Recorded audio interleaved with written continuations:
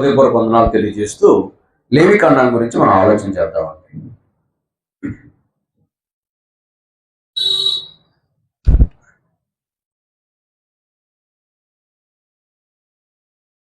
మనం ఇప్పుడు నేర్చుకునే పుస్తకం లేవియా కాండము.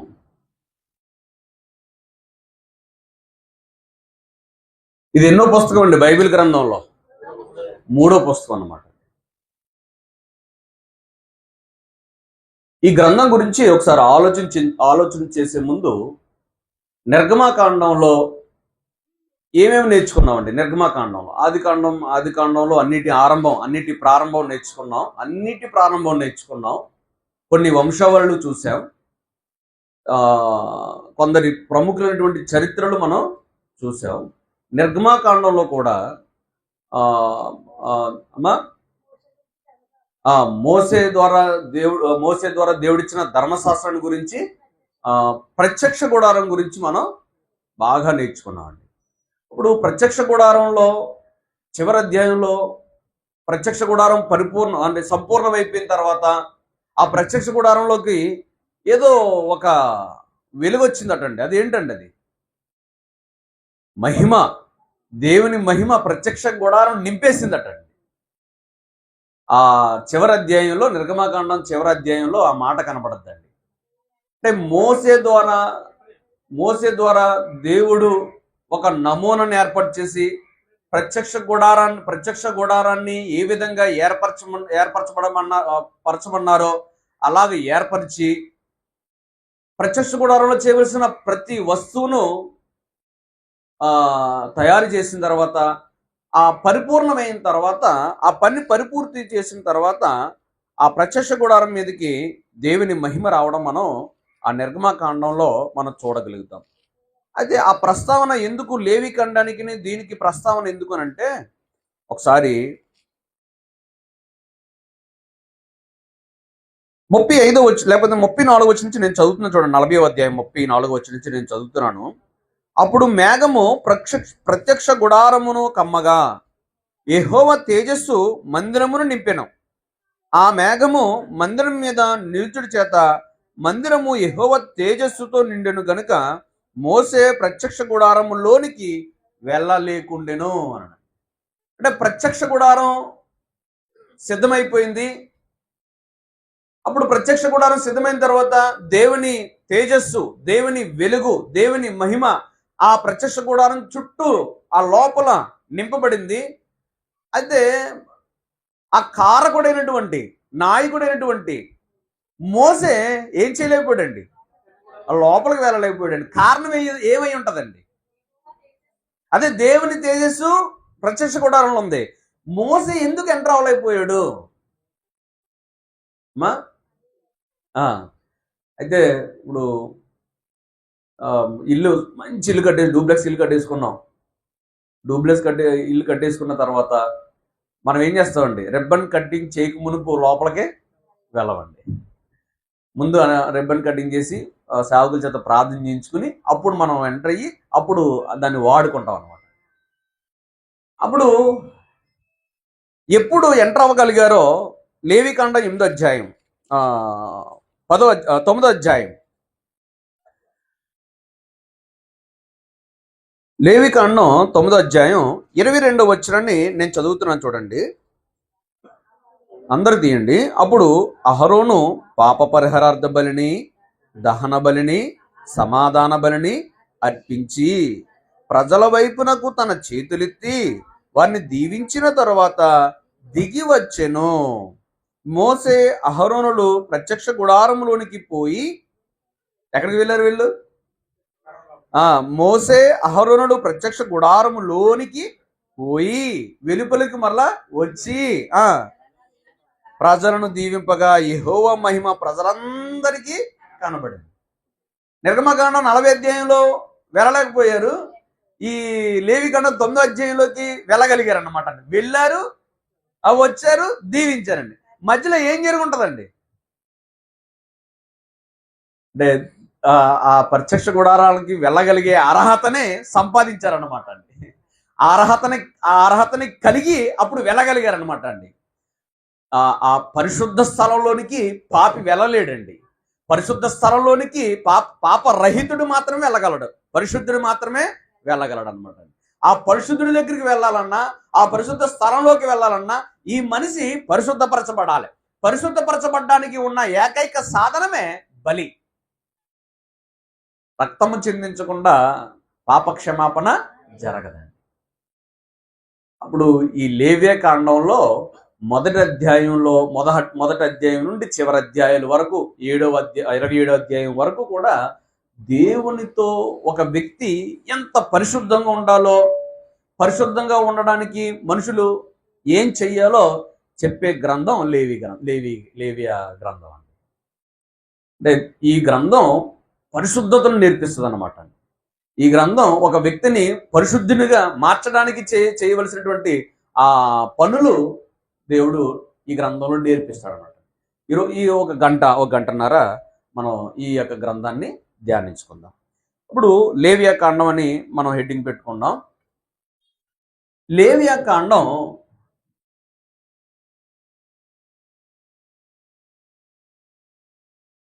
లేవీయులకు సంబంధించినది.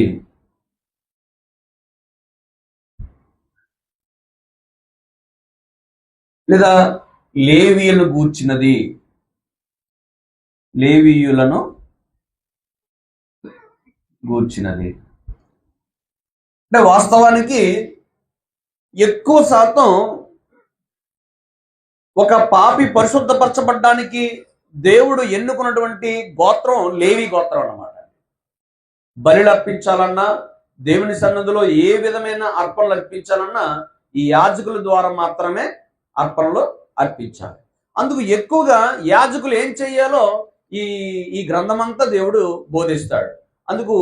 అందుకు ఆ లేవియ కాండం అనేది లేవీలకు సంబంధించింది అని మనం రాసుకున్నాం అన్నమాట. దీన్ని ఈ పదం హెబ్రీలో మా పెద్దరాయమంటారా? ఓకే ఓకే ఓకే వైక్రా అన్నారండి. హిబ్రూలో వైక్రా అన్నారండి ఈ గ్రంథాన్ని. గ్రీకులో లెవిట్రికోను,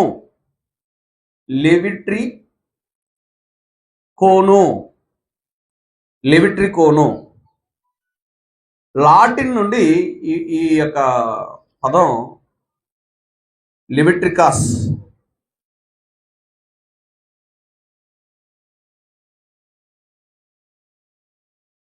లెవిట్రికాస్.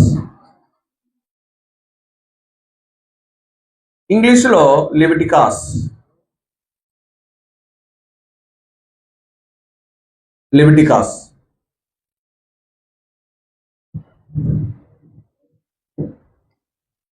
మనం ఈ పుస్తకాన్ని సులువుగా అర్థం చేసుకోవడానికి ఒక 6 పాయింట్లు చూస్తామండి. పోయిన నెలలో కూడా మనం అలాగే చూసాం.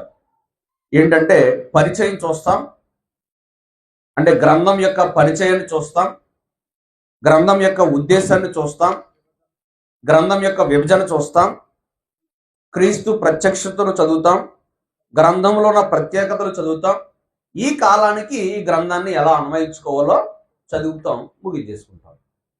సింపుల్ అండి. ఒక 6 పాయింట్లు. ఇప్పుడు ఫస్ట్ పాయింట్ ఏంటండి? పరిచయం అన్నమాట. అంటే గ్రంథాన్ని పరిచయం చేసుకుందాం. ఈ గ్రంథం యొక్క పరిచయాన్ని ఆలోచించేద్దాం. లేవికాండం నిర్గమకాండానికి సంబంధిత గ్రంథం. లేవికాండం నిర్గమకాండానికి సంబంధిత గ్రంథం. అంటే నిర్గమకాండంలో దేవుడు ప్రత్యక్ష గుడారాన్ని ఏర్పరచుకున్న తర్వాత ఆ ప్రత్యక్ష గుడారంలో దేవుణ్ణి ఎలాగ సమీపించాలో దేవుడు నేర్పించినటువంటి ఆ కట్టడలు, నియమాలు, నిబద్ధతలన్నీ ఈ గ్రంథంలో కనబడతాయి. అప్పుడు ఈ గ్రంథాన్ని వ్రాసిన వారు మోసే, గ్రంథకర్త.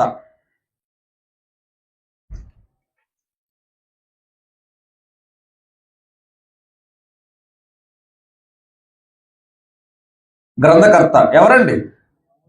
పంచకాండాలకు రాసింది ఎవరండి? మోసయే. మత్తయి సువార్త 8వ అధ్యాయం, మత్తయి సువార్త 8వ అధ్యాయం, మత్తయి సువార్త 8వ అధ్యాయం మొదటి 4 వచనాల్లో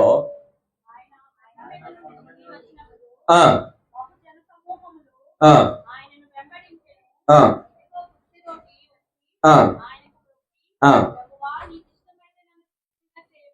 శుద్ధుడైపోయిన తర్వాత యేసుక్రీస్తు ప్రభువు అన్న మాట ఏంటండి? ఆ 4వ వచనం,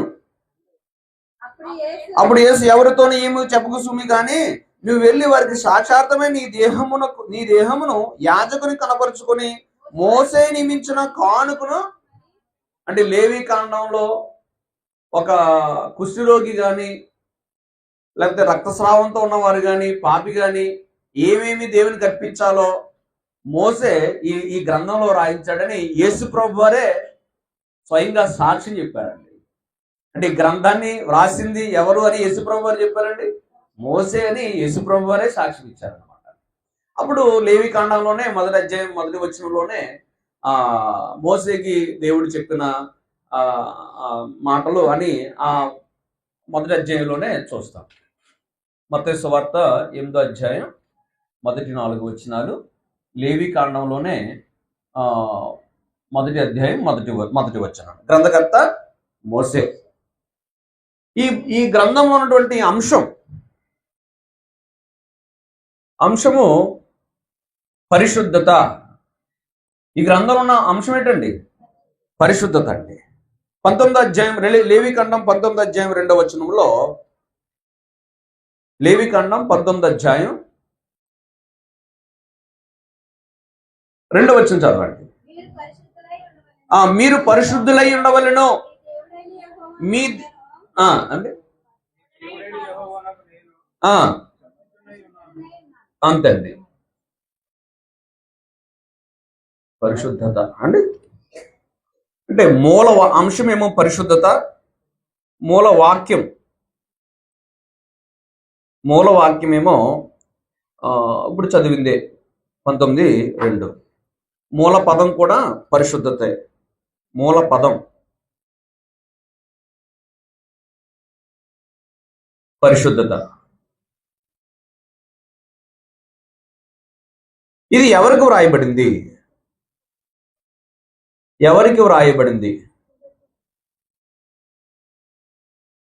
అంటే ఇక్కడ ఒక సమస్య ఉంది. పరిశుద్ధ గ్రంథం ఎప్పుడు కూడా ప్రతి పుస్తకాన్ని ఈ కోణంలో ఆలోచించాలి. అది ఎవరికి వ్రాయబడింది, ఎందుకు వ్రాయబడింది, ఎప్పుడు వ్రాయబడింది, ఎక్కడ వ్రాయబడింది, ఎలా వ్రాయబడింది అనేది ఖచ్చితంగా మనం తెలుసుకుంటే మనం పొరపాట్లు చేయలేము. అంటే ఇప్పుడు చాలా మంది ఇప్పటికి ఇంకా బలర్పించాలి అని అంటున్నారంటే ఇది ఎవరికి సంబంధించిందో వాళ్ళకి తెలియలేదు అన్నమాట. ఇది ఎవరికి సంబంధించిందంటే మొట్టమొదటికి ఈ పుస్తకం ఇశ్రాయేలీలకు, తర్వాత యాజకులకు, లేవీలకు. ఇది ఎవరికి రాయబడిందండి? ఇశ్రాయేలీలకి, యాజకులకు, లేవీలకండి. ఇప్పుడు మనకు కూడా వ్రాయబడిందంటే కనుక ఇప్పుడు మనం ఏం చేయాలన్నమాట? బలులు అర్పించాలన్నమాట. ఇది మనకు సంబంధించిన చట్టం కాదు, కానీ దీన్ని నేర్చుకోవడం వల్ల మనం మేలు పొందుతాం. అప్పుడు ఇది పరిచయం. మోసే రాశారు. ఈ గ్రంథంలో పరిశుద్ధత గురించి వ్రాయబడింది అంశం. మూల వాక్యాన్ని చదువుకున్నాం, మూల పదం చదువుకున్నాం, ఎవరికి వ్రాయబడిందో చదువుకున్నామండి. పరిచయంలోనే ఒక మాట చెప్తానండి. ఏంటి అనంటే ఈ గ్రంథాన్ని యోధా యవనస్తులు బాగా చదివేవారటండి. అప్పుడున్నటువంటి యోధా జనాంగంలో యవనస్తులు బాగా చదువుకునేవారటండి ఈ గ్రంథాన్ని. ఇంకో మాట ఏంటంటే ఈ పరిశుద్ధ గ్రంథం పరిశుద్ధతను బలంగా నేర్పించిందటండి. ఈ లేవి కాండం పరిశుద్ధతను బలంగా నేర్పించిందంటండి. అంటే ప్రతి గ్రంథం పరిశుద్ధతను నేర్పించింది. స్పెసిఫిక్ గా ఒక్క నుంచి సూటిగా ఖచ్చితంగా ఖండితంగా చెప్పబడినటువంటి గ్రంథం లేవియా కాండం. దేని గురించి అండి? పరిశుద్ధత గురించి. ఎందుకు ఎంత ట్రస్ట్ చేశాడు పరిశుద్ధత గురించి అంటే, దేవుడు పరిశుద్ధుడు, దేవుని పిల్లలు కూడా ఎలా ఉండాలి? పరిశుద్ధంగా ఉండాలి. ఇప్పుడు నేటి కాలంలో దీని గురించి ఆలోచిస్తే పరిశుద్ధత గురించి ఎవరికైనా ఆలోచన ఉందా? నేను పరిశుద్ధంగా ఉండాలనే తలంపు ఎవరిలోనైనా ఉందా? నా దేవుడు పరిశుద్ధుడు, నేను పరిశుద్ధంగా ఉండాలి అనే ఆలోచన ఎవరిలోనైనా ఉందంటే లేదండి. కానీ దేవాది దేవుడు యెహోవా దేవుడు ఆ ఇశ్రాయేలీయుల మధ్య దీన్ని చాలా కఠినంగా చెప్పాడండి. కఠినంగా చెప్పాడు. అందుకని ఆ కాలంలో యోధా వారందరూ ఈ గ్రంథాన్ని బాగా చదువుకున్నారటండి. యవనస్తులు ఈ రోజున యవనస్తులు అసలు పరిశుద్ధతను పక్కన పెట్టేస్తే పరిశుద్ధ గ్రంథమే వారి చేతిలో ఉండదండి. అసలు పరిశుద్ధ గ్రంథంలో ఎన్ని పుస్తకాలు ఉన్నాయో తెలియదండి. కానీ ఆనాడు యవనస్తులు బాగా ఎక్కువ చదివిన గ్రంథం లేవి గ్రంథం అండి. పరిశుద్ధ గ్రంథం లేవి గ్రంథం.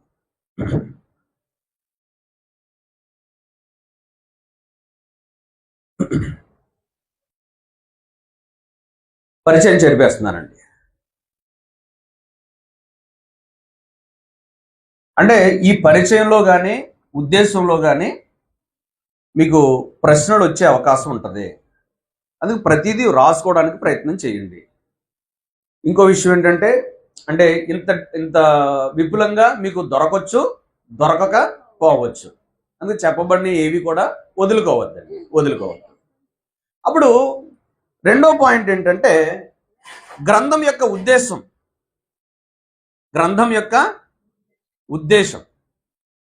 ప్రతి దానికి ఉద్దేశం ఉంటుందండి. మనం మాట్లాడుతున్నప్పుడు మన మాటకు ఒక ఉద్దేశం ఉంటుందండి. ఇప్పుడు మిమ్మల్ని ఎదుర్కొని మీ దగ్గర నుంచి ఏదో ఆశించి, అంటే నాలో ఒక ఉద్దేశం ఉంటుంది, అప్పుడు మీతో మాట్లాడతాను అనమాట అండి. ఉద్దేశం లేకుండా ఎవరితోనూ మాట్లాడరండి. అది మంచి ఉద్దేశమైనా ఉంటుంది, చెడు ఉద్దేశమైనా ఉంటుందండి. ఫోన్ చేశారు, ఎందుకు ఫోన్ చేస్తారండి? ఏదో ఒక ఉద్దేశం ఉంటుంది, ఒక కారణం ఉంటుందండి. మీరు మా ఫంక్షన్కి రండానో లేకపోతే ఏదో ఒకటి ఒక ఉద్దేశంతో కాల్ చేస్తారనమాట. ఈ పుస్తకం కూడా ఒక ఉద్దేశంతో వ్రాయబడిన పుస్తకం. ఈ పుస్తకమే కదండి, ఏ పుస్తకం అయినా సరే ఉద్దేశం ఉంటుందండి. ఈ పుస్తకం యొక్క ఉద్దేశం ఏంటనంటే, దేవుని ప్రజలందరూ కూడా దేవుని ప్రజలు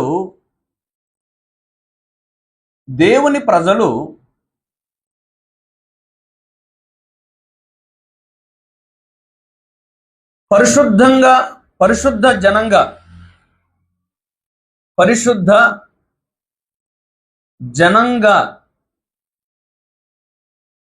జనంగా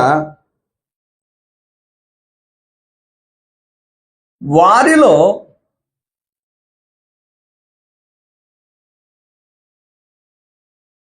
పరిశుద్ధత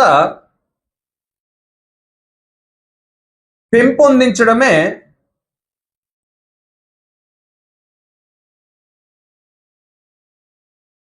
గ్రంథం యొక్క ఉద్దేశం అండి.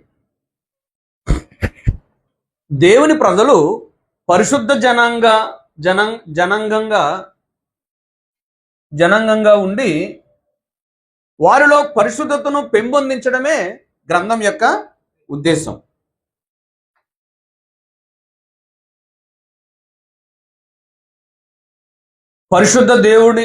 దేవుడు పరిశుద్ధుడు, దేవుని పిల్లలు కూడా పరిశుద్ధులుగా ఉండాలనేదే ఈ గ్రంథం యొక్క ఉద్దేశం.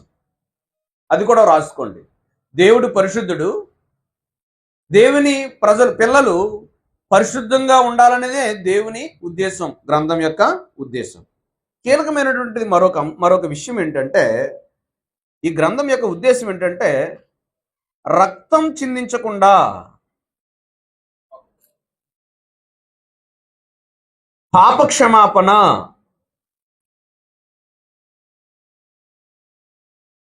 కలుగదు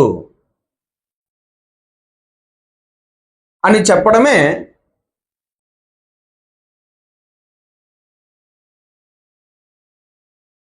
గ్రంథం యొక్క ఉద్దేశం.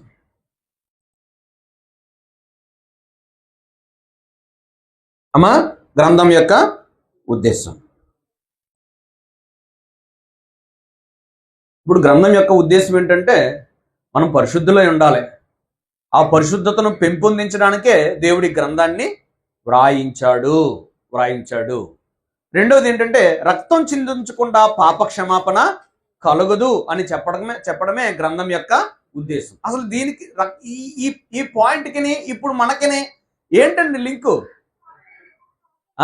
రక్షణ, క్రీస్తు రక్తము ద్వారా మనకు రక్షణ. వారికి మేకల యొక్కయు ఎడ్ల యొక్కయు రక్షణ అయితే మనకు క్రీస్తు దగ్గర నుంచి రక్షణ వచ్చింది. క్రీస్తు రక్తం ద్వారా రక్షణ వచ్చింది. ఈ గ్రంథం చదవడం వల్ల రక్తానికి ఉన్నటువంటి ప్రాముఖ్యత ఏంటో తెలుస్తుందండి. దేవుని మందిరానికి వచ్చే ప్రతి ఒక్కరూ రక్తాన్ని చిందించాలి. అంటే వారికి బదులుగా మేక రక్తమో, కోడి రక్తం, ఏదో ఒక రక్తం, పక్షి రక్తమో చిందించి ఆ పరిశుద్ధతను సంపాదించాలి. ఈ రోజున మనందరికీ కూడా క్రీస్తు రక్తం మనల్ని పరిశుద్ధపరుస్తుంది అన్నమాట. అమ్మ, ఉద్దేశం చెరిపేస్తున్నాను. అప్పుడే 2 పాయింట్లు అయిపోయాయి. ఏమయ్యాయండి? పరిచయం అయింది, ఉద్దేశం అయింది. ఉద్దేశం గురించి ఒక చిన్న మాట చెప్తానండి. అంటే చివరి లాస్ట్లో చెప్దాం అనుకున్నాను, కానీ ఒకవేళ దీన్ని స్కిప్ చేసేస్తానేమో అన్న భయంతో చెప్పేస్తున్నాను. ఎందుకనంటే పౌలు ఓ మాట అంటారండి. ఈ పుస్తకాన్ని అంతటికి ఉద్దేశించి ఓ మాట చెప్పేస్తున్నాను. ముగింపులో చెప్పవలసింది ఇప్పుడే చెప్పేస్తున్నాను. పౌలు ఓ మాట అంటారండి. హెబ్రీ పత్రిక 12వ అధ్యాయము 14వ వచనంలో, పరిశుద్ధత లేకుండా ఎవడును ప్రభువును చూడలేరు. పరిశుద్ధత లేకుండా ఎవడును ప్రభువును చూడలేరు అన్నారండి. అంటే మోసే నిర్గమకాండం 40వ అధ్యాయంలో మోసే ప్రత్యక్ష గుడారంలోకి వెళ్ళలేకపోవడానికి గల కారణం ఏంటంట? పరిశుద్ధత లేదు కనుక. ఈ రోజున మనం కూడా దేవుణ్ణి చూడలేకపోతున్నాము అని అంటే కనుక ఏమి లేదంట? పరిశుద్ధత. ఇప్పుడు దేవుని చూడడం అంటే ప్రత్యక్షంగా కళ్ళకి చూడడం కాదండి. దేవుని సన్నిధిని అనుభవించడం దేవుణ్ణి చూడడం అంటే. దేవుని సన్నిధిలో ఆనందించడం దేవుణ్ణి చూడడం అంటే. హృదయ శుద్ధి గలవారు ధన్యులు, వారు దేవుణ్ణి చూచెదరు. మన హృదయం శుద్ధిగా ఉంటే కనుక దేవుని ఆ సహవాసాన్ని మనం అనుభవించగలుగుతాం. దేవుని సహవాసాన్ని అనుభవించగలుగుతాం మన హృదయం శుద్ధిగా ఉంటే. చూడండి, చాలా మంది దేవుని సన్నిధిలో గడపగలుగుతారు, కానీ అంత తృప్తి వారికి దొరకదండి. మేము ఈ రోజున దేవుణ్ణి ఆరాధించాము అనే తృప్తి వారిలో ఉండదండి. మీరు ఎప్పుడైనా గమనించారో లేదో? నిజంగా ఇంటి దగ్గర నుంచే నా హృదయంలో ఏ దోషం లేకుండా నేను పరిశుద్ధంగా దేవుణ్ణి ఆరాధించాలని మోకాళ్ళు వేసుకుని ప్రార్థన చేసుకుని దేవుని సన్నిధికి వచ్చి మనస్ఫూర్తిగా ప్రార్థన చేసి మనస్ఫూర్తిగా వాక్యం విని హృదయం నిండా వాక్యం నింపేసుకుని ఒక సాటిస్ఫాక్షన్తో వెళ్తే ఎవరితో సహవాసం కలిగిందని అనుభూతి వస్తుందో తెలుసా? దేవునితో నేను సహవాసం చేశాను, ఆ అనుభూతి వస్తుందండి. అంటే పరిశుద్ధతకి అంత వాల్యూ ఉందండి. ఈ రోజున పరిశుద్ధతను నిర్లక్ష్యం చేసినంతగా దేన్ని నిర్లక్ష్యం చేయట్లేదండి. పరిశుద్ధతను నిర్లక్ష్యం చేస్తున్నామండి. అందుకే ఈ లేవియ కాండం మనకి చాలా పాఠాన్ని నేర్పిస్తుందండి.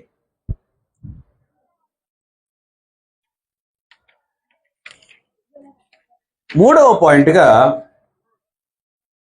పాయింట్గా విభజన గురించి ఆలోచన చేద్దామండి. గ్రంథం యొక్క విభజన. గ్రంథ విభజనలో ఒక 5 పాయింట్లుగా, అంటే 5 భాగాలుగా మనము ఈ గ్రంథాన్ని విభజించుకుంటాం. ఈ గ్రంథాన్ని ఎన్ని పాయింట్లుగా విభజించుకుంటామండి? 5 పాయింట్, అంటే 5 భాగాలుగా విభజించుకుంటాం. జాగ్రత్తగా మొదటి భాగాన్ని ఆలోచించేద్దాం. మొదటి భాగంలో బలులు. ఆ బలులు అర్పించు విధానం.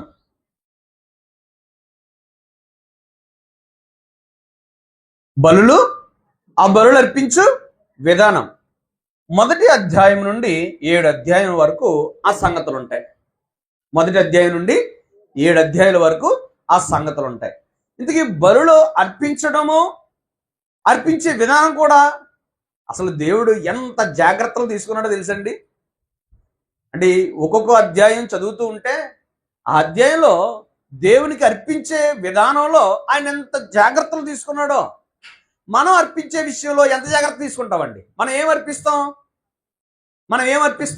అంటే ఆ సిస్టర్ గారు అన్నారు, అసలు ఏమీ అర్పించమండి అన్నారు. ఏమైనా అర్పిస్తే జాగ్రత్తగా అర్పిస్తామా, లేకపోతే కామన్గా అర్పిస్తామా? నార్మల్గా అర్పిస్తామండి. ఏం అర్పిస్తామండి మనం? ఫర్ ఎగ్జాంపుల్, మీకు ఎవరికైనా అలవాటు ఉందో లేదో, కానుక అర్పిస్తాం. అంటే అలవాటు ఉంది. కొంతమందికి ఏంటంటే కానుకను సెపరేట్ చేయడం అలవాటు ఉండదండి. అంటే ఆదివారం ఆరాధనలో ఈ కానుకను నేను సిద్ధపరచుకున్నాను. మనం హృదయాన్ని అర్పించాలి దేవునికి, హృదయాన్ని సిద్ధపరచుకోము. మన శరీరాన్ని, అంటే సజీవ యాగంగా మన శరీరాన్ని అర్పించాలి, శరీరాన్ని సిద్ధపరచుకోము. అంటే ఒక వాల్యూ, ఒక విలువ దేవునికి ఇవ్వాలండి. ఆయన ఆశించాడండి అది మన దగ్గర నుంచి అది ఆశించాడండి. మేము వెళ్ళి ఒక్కో చోట ఆదివారం ఆరాధనలో బియ్యం తీసుకొస్తారండి. అది ఇప్పటికీ అలవాటు ఉంది. అంటే అసలు యాక్చువల్గా ఎలా తీసుకురావాలంటే, వారు ప్రతి దినం దేవుడు నాకు ఇచ్చాడు, నేను తినే ముందు ఒక ముద్ద దేవునికి ఇవ్వాలని ఉద్దేశం ఒక గుప్పుడు బియ్యం రోజు అందులో వేస్తూ ఉంటారండి. ఇప్పుడు సబ్జెక్ట్ కాదు అయినా చెప్తున్నాను. ఇప్పుడు 6 వారాలు 6 రోజులు గుప్పులు తీయాలి. 6 గుప్పులు తీస్తే ఎంత రావచ్చండి? ఉజ్జాయింపున లేకపోతే ఇన్ని రావచ్చండి, లేకపోతే ఇన్ని రావచ్చండి. కొన్ని కేజీ అనుకోండి. అప్పుడు పట్టుకొచ్చేటప్పుడు ఎంత ఎంత పట్టుకొస్తుందో తెలుసండి? డబ్బాలో ఇంత ఉంటాయండి, ఎలితిగా ఉంటాయండి. అంటే ఏం చేస్తారంటే అప్పటికప్పుడు రెండు గుప్పులు ఇలాగ డబ్బాలు వేసేసి బిగించి పట్టుకొచ్చేస్తారండి. అప్పుడు దేవునికి కానుక ఇవ్వాలి. అప్పటికప్పుడు ప్రార్థనకు వస్తారు. ఆ జేబులో డబ్బులు ఉన్నాయిలే అని ఆలోచన ఉంటుంది, పర్సులో డబ్బులు ఉన్నాయని అనుకుంటారు. అప్పుడు చందా కానుక అది రాగానే ఆ జేబులో డబ్బులు తీసి ఏది చిన్న కాగితమో 10, 20 కనపడి 50 100 కనపడ్డది, 50 కనపడ్డది, 20 కనపడ్డది, 10 రూపాయలు తీసేసేస్తారండి. దేవుడు కోరుకోలేదండి. ఎలా కోరుకున్నాడో ఒక్కొక్క అధ్యాయంగా 7 అధ్యాయంలో మనం కొన్ని విషయాలు ఆలోచించేద్దాం. మొదటి అధ్యాయంలో, లేవికాండం మొదటి అధ్యాయంలో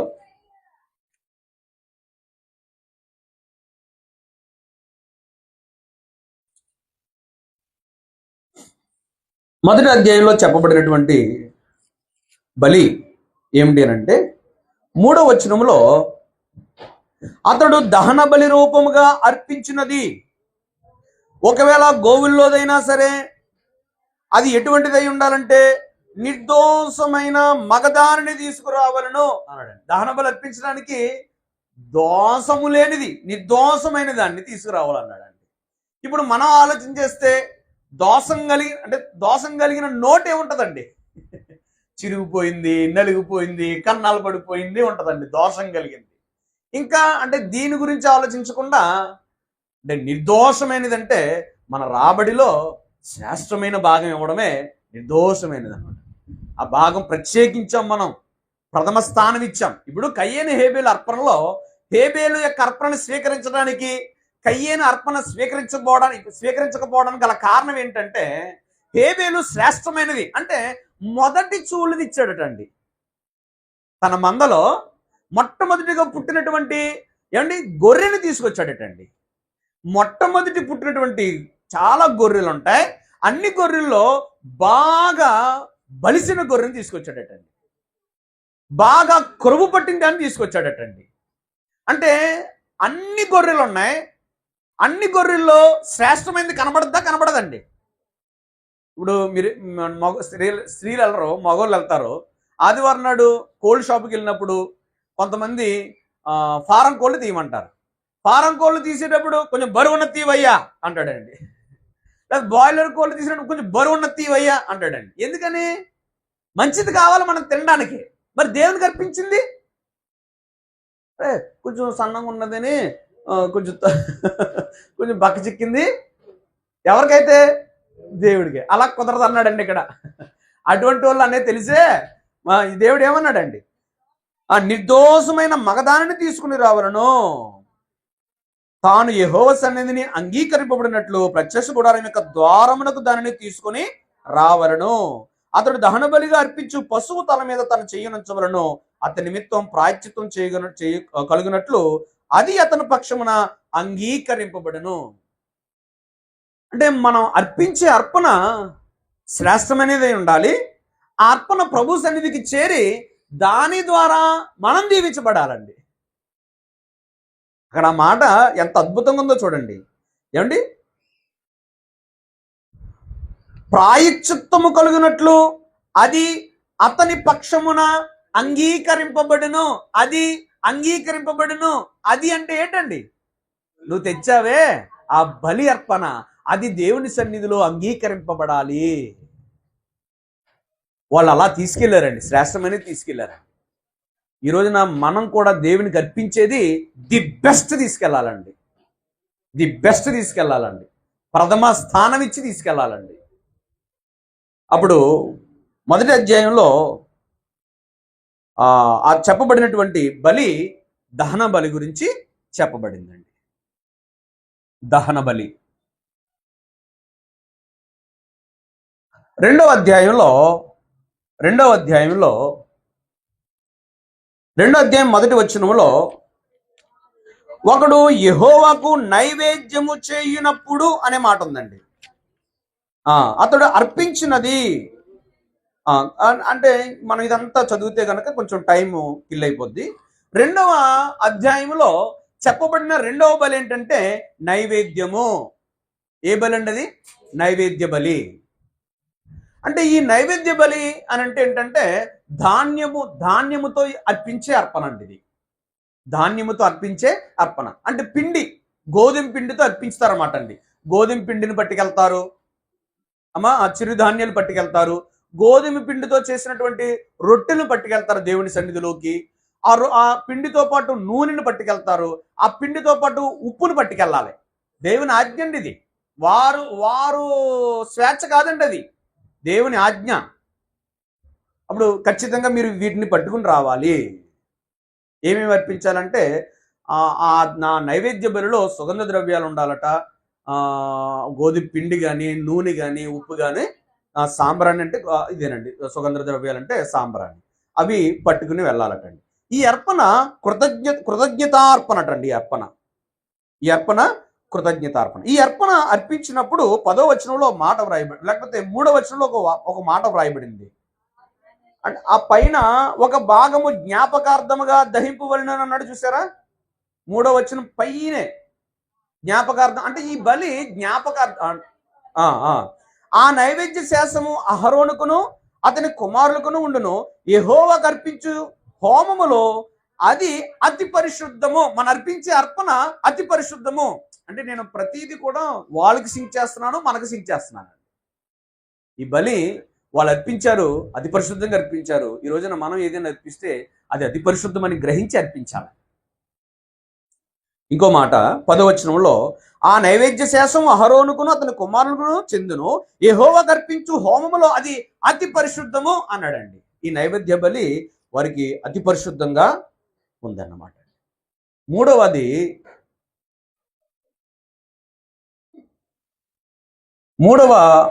అధ్యాయంలో మొదటి వచనంలో అతడు అర్పించినది సమాధాన బలి అయిన ఎడలా, అంటే దేవునితో సమాధానపరచడానికి చేయబడే బలి. దేవునితో సమాధాన పడాలి, దేవునితో సహవాసం చేయడానికి, దేవుని యొద్ద నుండి ఆశీర్వాదాలు పొందుకోవడానికి సమాధాన బలి అర్పించమని దేవుడు ఆజ్ఞాపించాడండి. ఈ బలి ద్వారా మన పాపం తొలగింపబడి దేవునితో సహవాసం ఏర్పడద్దు అన్నమాట అండి. దేవునితో బంధం ఏర్పడద్దు అన్నమాట అండి.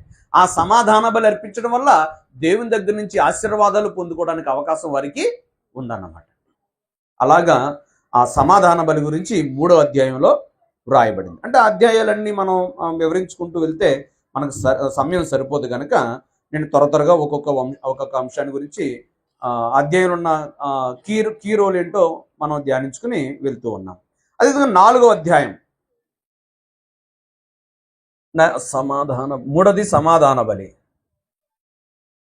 4వది పాప పరిహారార్థ,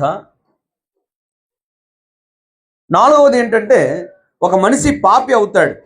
ఆ పాపి బలర్పిస్తేనే ఆ యొక్క పాపం తొలగించబడద్ది, క్షమాపణ దొరుకుతుంది. ఆ పాప పరిహారార్థ బలి గురించి ఈ 4వ అధ్యాయంలో దేవుడు మోషేకి తెలియజేశారు. అక్కడ కనబడద్ది 4వ అధ్యాయం 3వ వచనంలో ప్రజలు అపరాధులగునట్లు అభిషక్తుడైన యాజకుడు పాపము చేసినడలా తాను చేసిన పాపమునకే నిర్దోషమైన కోడెదొడును యెహోవాకు పాప పరిహారార్థ బలిగా అర్పింపవలెను. అంటే పాప పరిహారార్థ బలి యాజకు నిమిత్తం అర్పించుకోవాలి, అక్కడ ఉన్న లేవీల నిమిత్తం అర్పించుకోవాలి, అక్కడ ఉన్నటువంటి జనులందరి కొరకు కూడా అర్పించాలి. ఆ అర్పించిన తర్వాత వాడిలో ఆ పాపం పోయిన తర్వాత దేవుడు వారితో సహవాసం కలిగి ఉంటాడన్నమాట. ఈ అధ్యాయం అంతా కూడా ఏ విధంగా ఏమేమి అర్పించాలో, ఈ ప్రతి అధ్యాయంలో ఏమేమి తీసుకురావాలి. ఒకవేళ కలిగి ఉన్నవాడు ఎద్దును కానీ గొర్రెను కానీ మేకను కానీ తీసుకురావచ్చు. కలిగి లేనివాడు పక్షుల్లో ఏదైనా ఒక రెండు తీసుకురావాలని చెప్తూ ఉంటాడు. దేవుడు పక్షపాతి కాడు. ధనికులను ఒకలాగా పేదవారిని ఒకలాగా చూడడు. అందరిని సమానంగా చూస్తాడు. ఎవరి స్థాయిని బట్టి వారి దగ్గర నుంచి దేవుడు ఆశిస్తాడండి. అంటే మించి ఆశించడండి, మన స్థాయికి మించి ఆశించడండి. దేవుడు న్యాయవంతుడు. అందుకని పాప పరిహారార్థ బలి గురించి 4వ అధ్యాయంలో మనం చూడగలుగుతాం. 5వ అధ్యాయంలో అపరాధ పరిహారార్థ బలి, అపరాధ పరిహారార్థ బలి. అంటే మనం చాలాసార్లు ఏం చేస్తామంటే పొరపాట్లు ఎక్కువ చేస్తామండి. అంటే ప్రామిస్ చేసేస్తాం, ఆ ప్రామిస్ బ్రేక్ చేస్తాం. దేవునితో తండ్రి నీకు అది చేసేస్తాను ఇది చేసేస్తాను అంటాం, ఏది చెయ్యం. అబద్ధాలు అంటే వాళ్ళు కూడా అప్పుడు ఏం చేసేవారంటే దేవుని ఆజ్ఞలను మేరడం, ఏమండి దేవునికి ఇస్తాననేది ఇవ్వకపోవడం, లేకపోతే మనుషులతో అబద్ధాలు ఆడుకోవడం, మర్చిపోయి కొన్ని పాపాలు చేయడం లాంటివి చేసేవారు. అందుకని వారందరికీ, సమాజంలో ఉన్న వారికి, లేవీలకి, యాజకులకి అందరికీ కలిసి మీరు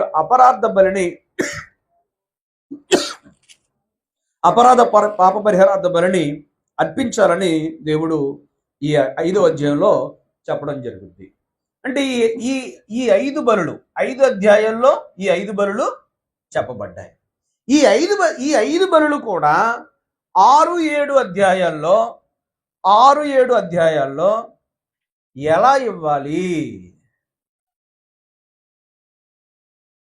అనేది ఒక్కొక్క అధ్యాయంలో చెబుతూనే ఈ 6-7 అధ్యాయాల్లో ఒక యాజకుడు ఎలా అర్పించాలో విపులంగా చెప్పాడండి. అర్పణ ఎలా అర్పించాలో విపులంగా చెప్పబడినటువంటి అధ్యాయాలు ఏ అధ్యాయాలండి? 6-7 అధ్యాయాలు. దేని నిమిత్తం ఏ బలి ఇవ్వాలో అనేది ఈ 5 బలుల గురించి 5 అధ్యాయాల్లో చెప్పి, ఈ 5 బలులు ఎలా అర్పించాలో 6-7 అధ్యాయాల్లో చెప్పాడండి. అంటే ఇంత క్రమంగా చెప్పడానికి, ఇంత జాగ్రత్తగా చెప్పడానికి కారణం ఏదై ఉంటుందండి? ఎలా పడితే అలా అర్పించేయడానికి వీల్లేదు. దానికి ఒక క్రమం ఉంది, ఒక పద్ధతి ఉంది, దానికి ఒక ప్రాధాన్యత ఉంది, దాని ప్రాముఖ్యతను గ్రహించాలని వారికి దేవుడు విపులంగా చెప్పాడండి, వివరంగా చెప్పాడండి. ఈ రోజున మనం ఎలా పడితే అలాగా దేవుని ఆరాధించడానికి కుదరదండి. ఈ రోజున ఎవరు పడితే ఎవరికి తోచినట్టుగా వాళ్ళు, ఎవరికి నచ్చినట్టుగా వాళ్ళు దేవుణ్ణి ఆరాధించడం, దేవుని సన్నిధిలో ప్రవర్తించడం ఒక క్రమం అనేది ఉండదండి. కానీ దేవుడు దాన్ని కోరుకున్నాడండి. ఇంకో విషయం చెప్పనండి, మనకి క్షుణ్ణంగా చదవడానికి వీలు కుదరతలేదు, కానీ కట్టెలు కూడా చక్కగా పేర్చి అనే పదం ఉంటుందండి. బలర్పించే ఆ బలిపీఠం మీద కట్టెలు ఎలా అర్పించాలటండి? చక్కగా పేర్చి, చక్కగా అంటే కట్టెలు కూడా చక్కగా పేర్చమన్నాడంటే ఇంక అసలు ఆ బలిలో ఇంకెంత జాగ్రత్త పడాలన్నమాట. ఆ బలర్పించే హృదయం ఇంకెంత జాగ్రత్తగా ఉండాలన్నమాట. ఈ రోజున అంత జాగ్రత్తగా అంత చక్కగా మనం ఆరాధిస్తామండి. పాటలు పాడితే మాట్లాడుకుంటామండి, వాకింగ్ చెప్తే సెలవులు చూసుకుంటామండి. అది క్రమం, అది అది అక్రమం కాదా? ఒక్కోసారి నేను మా తిడతా ఉంటాను, మాట్లాడొద్దు అంటూ ఉంటాను. అలా అనుకుంటారు, పర్లేదు ప్రార్థనే కదా, పాటలే కదా, ఆయన పాడుకుంటాడు, మన సంబంధం లేదండి. ఆ పాటలు ఏకీభవించాలండి. ఆ స్థుతితో మన గొంతు కలపాలండి. రాకపోతే మౌనంగా ఉండాలి, దిక్కులు ఎత్తుకోకూడదు, సెలవు చూడకూడదు. అలా అన్నమాట. క్రమం ఉండాలండి. ఈరోజు క్రైస్తవ్యంలో ఆ క్రమం పోయిందండి. అసలు దేవుడు ఈ చట్టాన్ని ఉంచుంటే ఏమైపోదురో. ఈ గ్రంథం చదువుతున్నప్పుడు నాకు అదే అనిపించిందండి.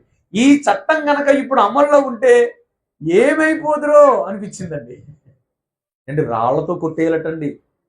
ఒకవేళ నువ్వు దేవుని ఆజ్ఞను క్రమంగా ఆచరించకపోతే నా సమాజంలో ఉండడానికి వీల్లేదు, రాళ్లతో కొట్టి చంపేయండి అన్నాడు, అంతేనండి.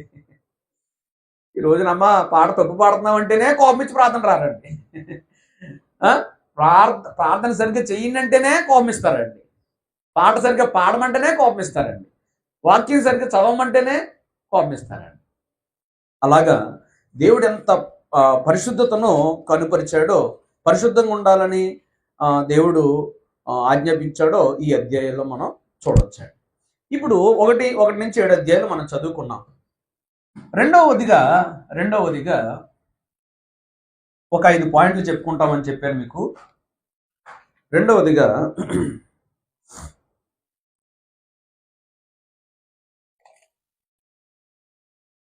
ఇప్పుడు ఈ బలులు అర్పించాలంటే, ఇప్పుడు 5 బలులు అర్పించాలి. అర్పించే యాజకులు ప్రతిష్ఠింపబడి అప్పుడు అర్పించాలండి. అంటే యాజకుడు కూడా అర్హత సంపాదించాలన్నమాట. యాజకుడు కూడా యోగ్యుడై ఉండాలన్నమాట. ఒకసారి రాజశేఖర్ గారు నేను మాట్లాడుతున్నప్పుడు, ఏంటండి బోధలు ఎవరో ఇష్టం వచ్చినప్పుడు బోధిస్తున్నారంటే, నేను అంటూ ఉంటాను, ఏమంటే సరైన ట్రైనింగ్ ఉంటే అలా బోధించడండి. ఈ రోజున బోధకుడికి ట్రైనింగ్ అక్కర్లేదండి. ఒక 4 ప్రసంగాలని ఆయన నేను కూడా చేసేద్దామని చెప్పేసి 4 వచనాలు తీసుకొచ్చి నేను చెప్తానని అంటాడండి. యాజకుడు ఎవరు పడితే యాజకుడు అవడానికి లేదండి. లేవీ గోత్రంలో నుండే రావాలండి. ఒకసారి నాకు లాస్ట్లో గుర్తు చేయండి, అసలు ఈ లేవీలు ఎవరో, ఎందుకు లేవీలు ఏర్పరచుకున్నాడో చిన్న వచనాలు చదివి మనం ముగించేసుకుందాం. ఈ లేవీలో ఉన్నటువంటి లేవీ గోత్రంలో ఉన్నటువంటి యాజకుల్ని దేవుడు ప్రతిష్ఠించమన్నాడండి. ఎందుకంటే అహరోను, నీవు నీ పిల్లలు ఈ బలులను అర్పిస్తారు కనుక మీరు కూడా ప్రతిష్ఠింపబడాలి. మీరు కూడా బలి మీరు అర్పించుకోవాలి. అప్పుడు మీరు పరిశుద్ధపరచబడతారు. అప్పుడు మీ ద్వారా నేను అర్పింపబడిన బలిని స్వీకరిస్తాను. సేవకుడు కూడా ఫస్ట్ దేవునికి సమర్పించుకుని బ్రతకాలండి, అప్పుడు సేవ చేయాలండి. సేవకుడు పరిశుద్ధంగా ఉండి పరిశుద్ధంగా ఉండమని చెప్పాలండి. పాపి పరిశుద్ధంగా ఉండమని చెప్పడానికి అర్హత ఎక్కడదండి? గుడ్డివానికి త్రావు చూపించిన వారు ఇరువురు గుంటలోనే, ఇప్పుడు మన ఇద్దరం కూడా ఎక్కడ పడతాం? నరకంలో పడతామండి. యాజకుడు ప్రతిష్ఠించాలని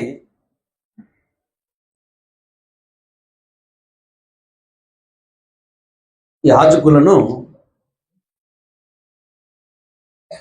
ప్రతిష్ఠించుట.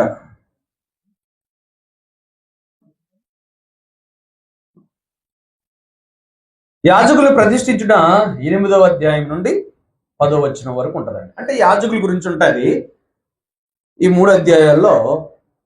8వ అధ్యాయంలో యాజకుల్ని మోసే, అహరోను, అతని కుమారులను కూడా ప్రతిష్ఠిస్తారండి.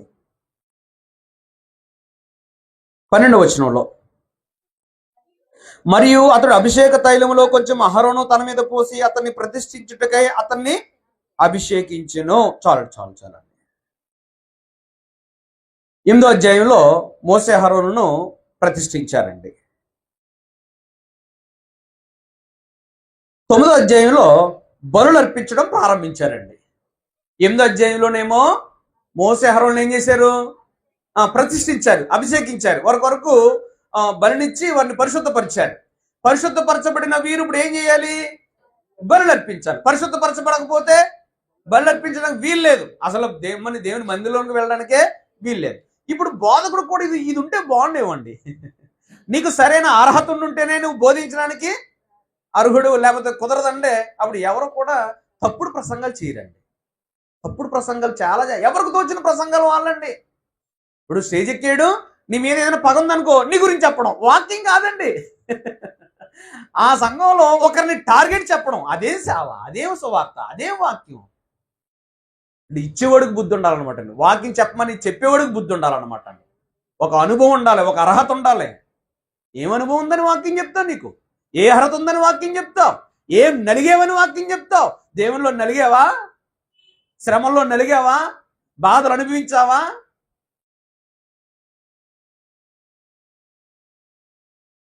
పౌలును ఎన్ని శ్రమలు గుండా నడిపించాడండి. దావీదుని ఎన్ని శ్రమలు గుండా నడిపించాడండి. రాజు నవ్వకముందు అడవులంట పరిగెట్టించాడండి దావీదుని దేవుడు. ఎందుకు పరిగెట్టించుంటాడు? అనుభవం. నీలో సహనం రావాలి, నీలో ఓర్పు రావాలి, నీలో యథార్థత, నీతి, భయం పెరగాలంటే గుండా నడగాలి. ఆ శ్రమల గుండా, అనుభవాల గుండా నడిస్తేనే అర్హుడు. ఈ రోజున ఎవరు పడితే వాళ్ళు సేవకుడు, పాస్టర్ గారు సేవకుడు అంటే సేవకుడు పిల్లలు సేవకుడు, ఇంకేదైనా బిరుదులు, అభిషక్తులు, బిషప్లు. అసలు ఈ ఈ ఈ ఈ ఈ పద్ధతి అప్లై అయితే బాగుండండి. నువ్వేం ట్రైనింగ్, ఎక్కడ ట్రైనింగ్ చేసావు, నువ్వేం నేర్చుకున్నావు, నువ్వు ఎంతమందిని రక్షించావు, ఎంతమందికి వాక్యం చెప్పావు వ్యక్తిగతంగా. ఏమంటే ఇలా చెప్తే ఆత్మ రక్షింపబడిపోద్దండి. స్టేజ్ మీద ఒక అరగంట వాక్యం చెప్తే ఒక ఆత్మ రక్షింపబడిపోద్దండి. నేను 30 రోజుల నుంచి ఇద్దరు వాక్యం చెప్తున్నానండి. 30 రోజుల నుంచి. అందులో ఒకరికి కదలిక ఉందో ఒకరికి కదలక లేదండి. 30 రోజుల నుంచి అండి. 30 రోజుల నుంచి వాక్యం చెప్తున్నానండి. యథార్థం అంటే ఒక అరగంట వాక్యం చెప్తే అయిపోద్దా? ప్రతిష్ఠించారండి, యాజకులు ప్రతిష్ఠించారు. అప్పుడు బలి అర్పించారండి. అప్పుడు బలి అర్పించగానే 9వ అధ్యాయంలో దేవుని యొక్క మహిమ చూడండి. 9వ అధ్యాయం ఇందాక చదువు మనం 22వ వచనం. అప్పుడు అహరోను పాప పరిహారార్థ బలిని, దహన బలిని, సమాధాన బలిని అర్పించి ప్రజల వైపు తన చేతులెత్తి వారిని దీవించిన తర్వాత దిగి వచ్చెను.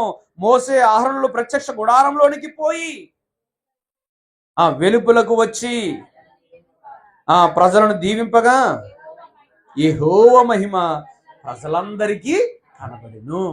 ఎంత ప్రాసెస్ జరిగిందండి, ఎంత ప్రాసెస్ జరిగిందండి దేవుని మహిమ చూడడానికి. ప్రత్యక్ష గుడారంలోకి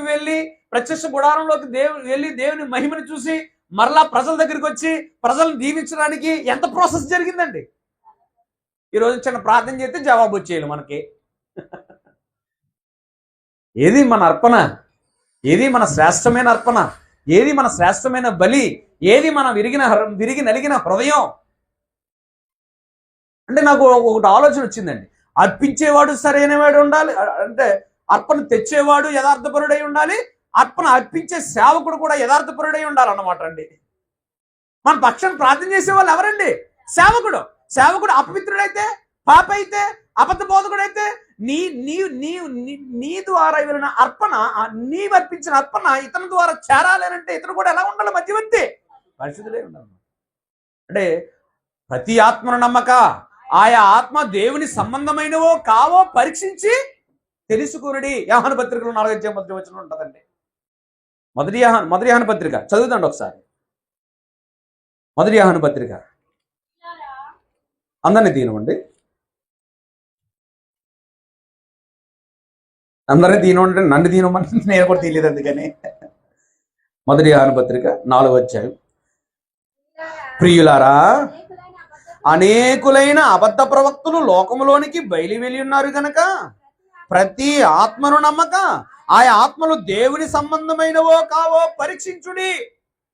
ఎందుకు పరీక్షించాలి? ఆ సేవకుడే, ఆ బోధకుడే నిన్ను పరలోకం నడిపించేది. ఆ బోధకుడే నిన్ను నిత్య జీవానికి నడిపించేది.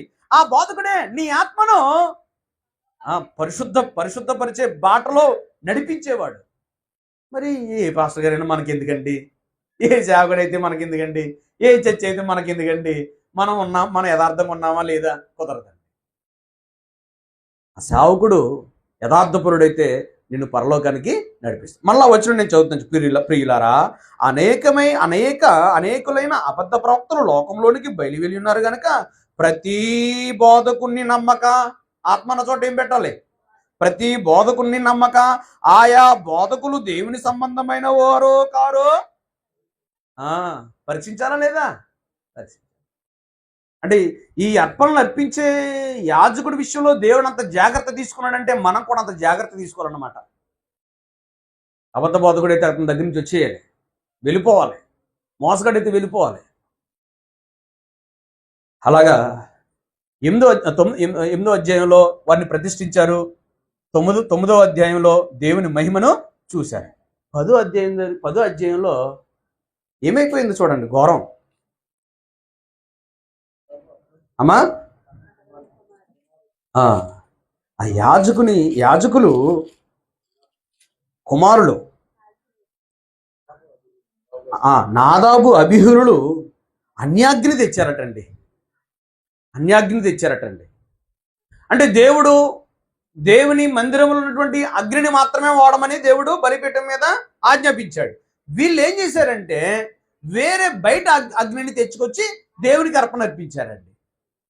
ఊరుకున్నాడండి? కాల్చి పడేశాడండి. ఈ భయం ఉందండి ఈ సేవకుల్లో? కాల్చబడతలేదు కదండి. అప్పుడు కాల్చాడండి నిత్యాగ్నిలో. నిత్యం కాల్చబడతారండి అప్పుడు.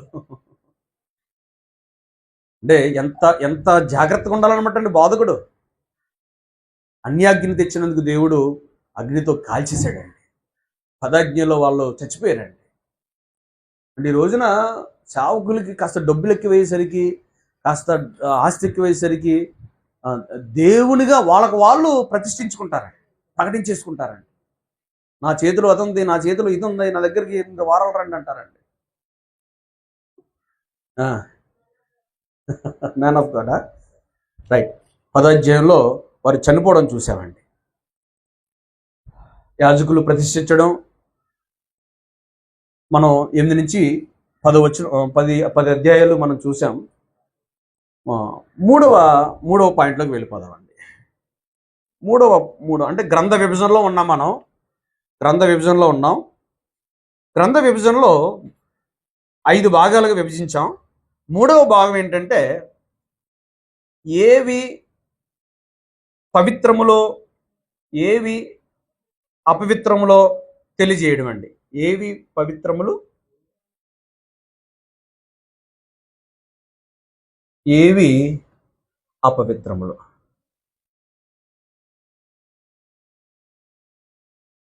11వ అధ్యాయం నుండి 11వ అధ్యాయం నుండి 15 అధ్యాయుల వరకు ఇవి ఉంటాయండి. అంటే ఇవన్నీ మనం ఒక్కొక్కటి 11వ అధ్యాయంలో అంటే రాసుకున్నారా మీరు?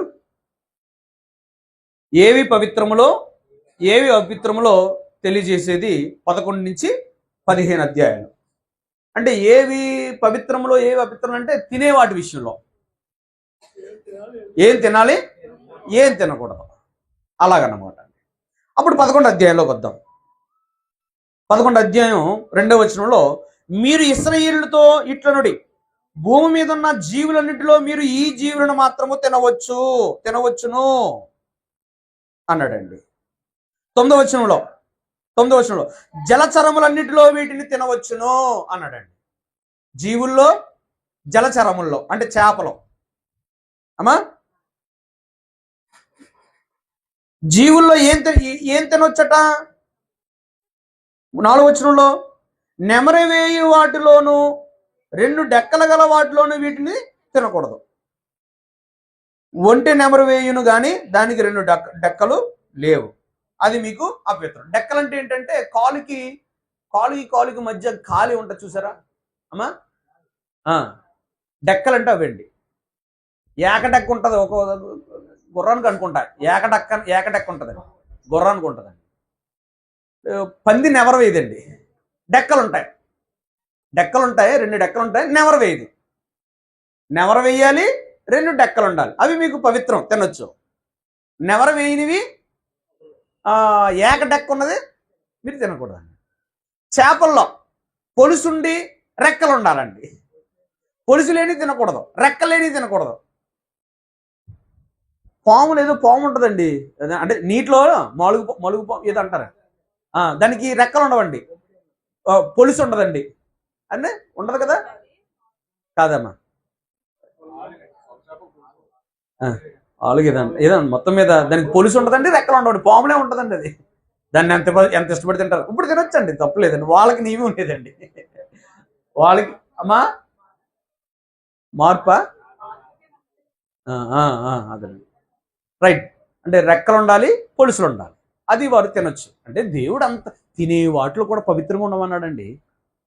ఇంకో ఎంత ఎంత ఎంత జాగ్రత్తగా ఉంటాడంటే దేవుడు, అసలు చనిపోయిన దాన్ని కూడా ముట్టుకోద్దు అంటాడండి.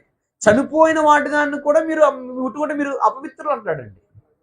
అమ్మా అలాగే అలాగే 11వ అధ్యాయంలో వీటిని తినొచ్చు అంటే నేను సింపుల్గా 9వ వచనంలోనేమో జలచరముల్లో వీటిని తినవచ్చును అన్నాడండి. 13వ వచనంలో పక్షుల్లో వీటిని హేయములుగా ఎంచుకోవాలని అన్నాడండి. పక్షుల్లో హేయమైనవి అమ్మా అంటే కొన్ని ఇచ్చాడండి, అవన్నీ మనం చదివితే టైం సరిపోదు. 20వ వచనంలో రెక్కలు కలిగి 4 కాళ్ళతో చరించు చరములన్నీ మీకు హేయములు అన్నాడండి.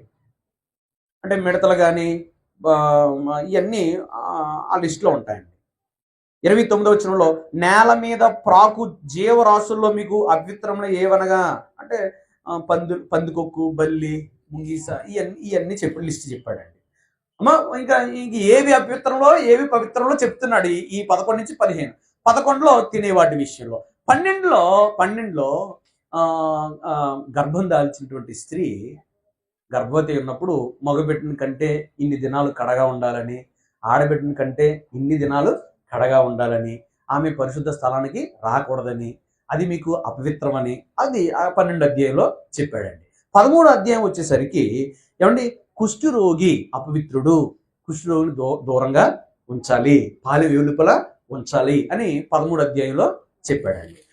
అమ్మ 14వ అధ్యాయం వచ్చేసరికి ఒకవేళ కుష్ఠరోగి స్వస్థపరచబడ్డాడు అనుకోండి, అమ్మా కుష్ఠరోగి స్వస్థపరచబడ్డాడు అనుకోండి, అతని కోసం బలర్పించాలి. అర్పించవలసింది ఏంటో 14వ అధ్యాయంలో చెప్పాడండి. అమ్మా అలాగ 14వ అధ్యాయం అంతా కూడా బాగుపడినటువంటి కుష్ఠరోగి, స్వస్థపరచబడిన కుష్ఠరోగి. అందుకే ఇందాక చదివాం మనం, యేసుప్రభు వారు అంటారు, నువ్వు స్వస్థపరచబడ్డావు కనుక నువ్వు మోసే నియమించిన కానుకని చెల్లించు అంటారండి. ఏమంటే ఈ రోజున కూడా అంటే ప్రతి దానికి దేవునికి కానుక అర్పించుకోవాలండి. ప్రతి దానికి దేవునికి అర్పించుకోవాలండి. ఏమండి చాలామంది ఏమండి మరణ ఛాయల నుంచి బయటపడుతుంటారండి, మంచం మేంచి. ఏమండి ఎవరైనా కృతజ్ఞత కానుక పెట్టించుకున్న సందర్భాలు ఉండవండి. నన్ను దేవుడు స్వస్థపరిచాడు, ఇదిగో దేవుని నేను కొంత అర్పించుకుంటున్నాను ప్రార్థన పెట్టుకుని అనే పరిస్థితులు ఉండవండి. నా పిల్లడు పాస్ అయ్యాడు, లేకపోతే నా ఇంట్లో ఇది జరిగింది, ఈ మేలు జరిగింది. దేవుడు ప్రతి దానిలో వెళ్ళి దేవునికి అర్పణ తెమ్మన్నాడండి. ఇప్పుడు 15వ అధ్యాయంలోకి స్రావం గూర్చి, రక్త స్రావమే కానీ, పుండు వల్ల వచ్చే స్రావమే కానీ, స్రావం గూర్చినటువంటి విధులు చెప్పాడండి. స్రావంతో ఉన్నవాళ్ళు, రక్తం స్రావంతో ఉన్నవాళ్ళు అపవిత్రులు అని చెప్పాడండి. అదేవిధంగా ప్రాయశ్చిత్త దినాన్ని 15వ అధ్యాయంలో స్రావం గురించి చెప్పాడు. ఇంకా అయిపోయిందండి. ఈ 11 నుంచి 15 అధ్యాయంలో ఏది పవిత్రమో ఏది అపవిత్రం అంటే తినేవాటి విషయంలో పవిత్రమైనవి అపవిత్రమైనవి చెప్పాడండి. తర్వాత వ్యక్తిగత విషయంలో గర్భం ధరించినటువంటి స్త్రీ విషయంలో చెప్పాడండి. తర్వాత కుష్ఠరోగ విషయంలో చెప్పాడండి. కుష్ఠరోగి స్వస్థపరచబడిన తర్వాత చేయవలసిన విధిని చెప్పాడండి. 15వ అధ్యాయంలో స్రావం గురించి చెప్పాడండి. అప్పుడు 4వ పాయింట్గా సమాజ పవిత్రత,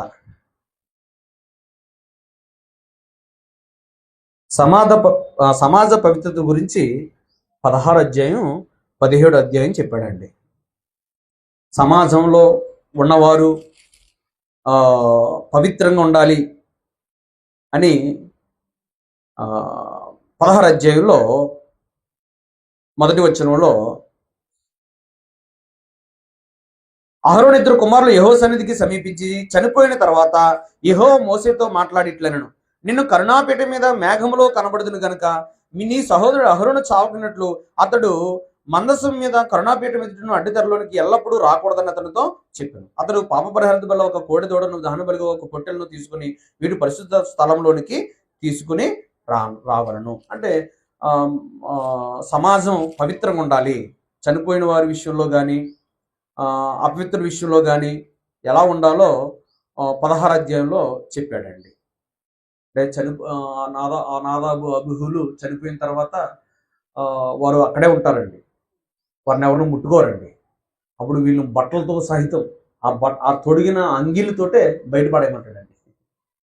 అప్పుడు మీరందరూ వచ్చి ఆ పాపం నిమిత్తం పరిహారార్థంగా బలర్పించండి అంటాడండి. ఇప్పుడు సమాజం అంతా కూడా అహరోన్లు, యాజకులు, లేవీలు, సమాజం అంతా కూడా మీరు నా నిమిత్తం బలర్పించండి. ఇది అక్కడ ఏ సంవత్సరానికి ఒకసారి అతి పరిశుద్ధ స్థలంలోకి రావాలని ఆజ్ఞాపిస్తాడండి దేవుడు. 17వ అధ్యాయం వచ్చేసరికి ఏమిటి, రక్తము ప్రాయశ్చిత్తము కొరకు తినడుకు కాదు అని చెప్పడానికి ఈ విషయంలో జాగ్రత్త పడ్డాడండి దేవుడు. అంటే 17వ అధ్యాయం 11వ వచనంలో ఒక మాట ఉందండి. రక్తము దేహమునకు ప్రాణము, మీ నిమిత్తం ప్రాయశ్చిత్తము చేయనట్లు బలిపీఠం మీద పోయిటకై దానిని మీకు ఇచ్చితిని. రక్తము దానిలో ఉన్న ప్రాణమును బట్టి ప్రాయశ్చిత్తము చేయును. కాబట్టి మీలో ఎవడనో రక్తము తినకూడదని, మీలో నివసించు ఏ పరదేశీ రక్తము తినకూడదని నేను ఇజ్రాయేలుకు ఆజ్ఞాపించి తిని. అంటే ఈ అధ్యాయంలో రక్తాన్ని మీరు తినొద్దు, అది ప్రాయశ్చిత్తం నిమిత్తమే మీకు ఇచ్చాను అన్నాడు అనమాట. రక్తాన్ని మీరు తినొద్దు. రక్తం తినే వాళ్ళు ఉన్నారండి, బోలు మంది ఉన్నారండి. తాగేసి వాళ్ళు ఉన్నారండి. ఆ పులి కూడా రక్తమే మరిగిందండి, మళ్ళీ ఎలా వచ్చేస్తుందంట. చాలా మంది రక్తాన్ని తాగే వాళ్ళు ఉన్నారు, ఉడకబెట్టుకుని గడ్డలు తినేవాళ్ళు ఉన్నారు. అది దేవుడు రక్తాన్ని ప్రాయశ్చిత్తం నిమిత్తం ఇచ్చాను అని ఈ 17వ అధ్యాయంలో ఖండితంగా చెప్పాడండి. 18వ వచనంలో చాలా అవసరమైనటువంటి అధ్యాయాలండి ఇవి. అంటే 5వ పాయింట్, చివరి పాయింట్ 11:30 కదండి అయింది, 11:36 అయింది. ఇంకొక అరగంట టైం ఉంది కదండి. సరే థ్యాంక్స్ అండి బాబు. ఓకే, అలాగే అంటారు, మళ్ళీ ఆకలి ఎత్తే ఈనేడు ముగించలేదు అంటారు. కడియోలు మంచోళ్ళ అమ్మా. 5వ పాయింట్గా దేవునితో కలిసి జీవించటానికి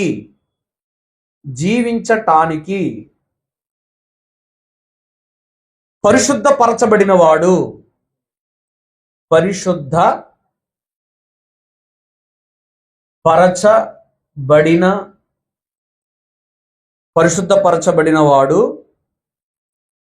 ఎలా జీవించాలో తెలియజేశాడండి.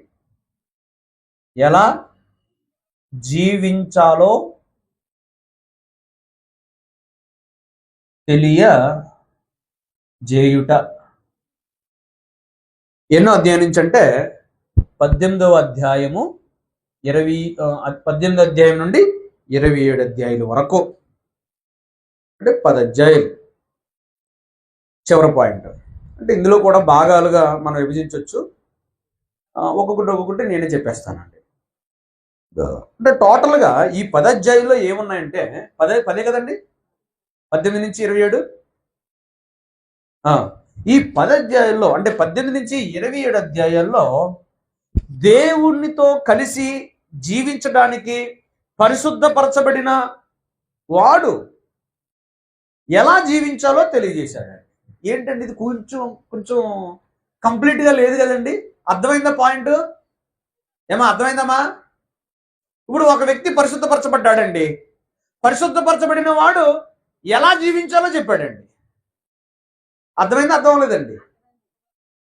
అదేంటండి, పరిశుద్ధపరచబడ్డాడు కదండి, ఇంకా మళ్ళా ఎలా జీవించాలి ఏంటో అంటారా? పరిశుద్ధత అనేది ఒకసారి వచ్చి స్టిక్ అలా ఉండిపోయేది కాదండి. పరిశుద్ధత అనేది జీవితాంతం కొనసాగించేదండి. పరిశుద్ధత అనేది ఒకసారి వచ్చేసే గిఫ్ట్ కాదండి, ఒకసారి వచ్చేసి అలాగే స్టాండర్డ్గా ఉండేది కాదండి, మరలా పోయే అవకాశం ఉందండి. నిరంతరం మనం ప్రాక్టీస్ చేయాలండి. నిరంతరం దాన్ని కాపాడుకుంటూ ఉండాలండి. పరిశుద్ధత అనేది కొనసాగించేదండి, కొనసాగించేది. అంతం ఎప్పుడు? ఫుల్ స్టాప్ ఎప్పుడు? చచ్చిపోయాక.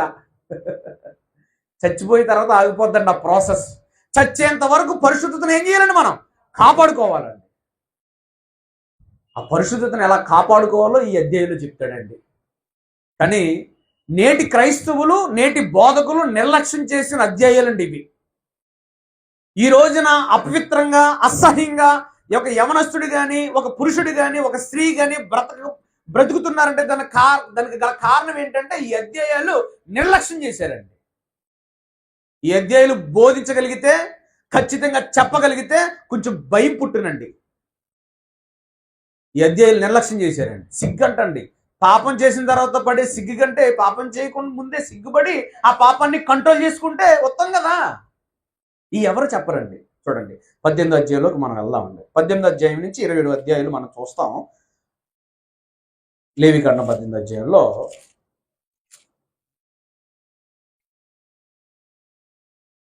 18వ అధ్యాయానికి హెడ్డింగ్ ఏంటంటే అపవిత్రమైన సంబంధాలు ఉండకూడదు అన్నాడండి.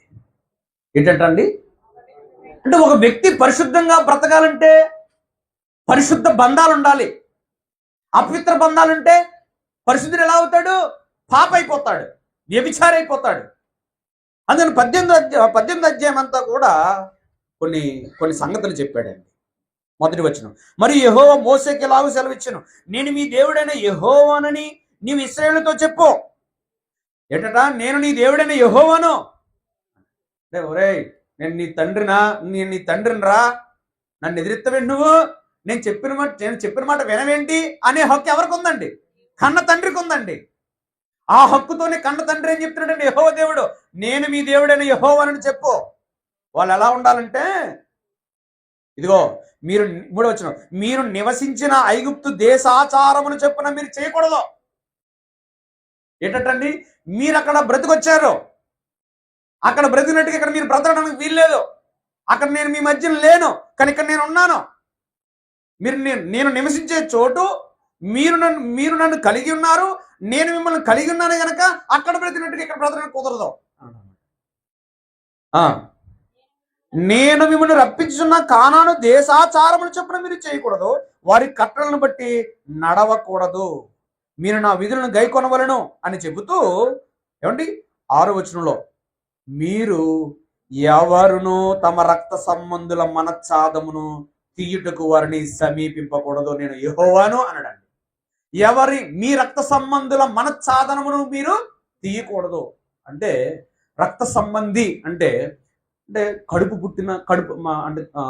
ఒకే తల్లికి పుట్టినటువంటి బిడ్డలు, అన్నదమ్ములండి, అక్క చెల్లెళ్ళు, వారితో పోకూడదు అన్నాడండి. చెల్లిని మోహపు చూపుతో చూడకూడదు, అక్కని మోహపు చూపుతో చూడకూడదు, మేనత్తను కూడా మోహపు చూపు, ఇవన్నీ చెబుతాడండి అక్కడ. ఈ అధ్యాయం అంతా అదేనండి. ఈ రోజున అటండి సిగ్గేసి ఈ సంగతులు ఏం చెప్తామండి అంటున్నారండి. తల్లిని పాడు చేసిన కొడుకులు లేరండి?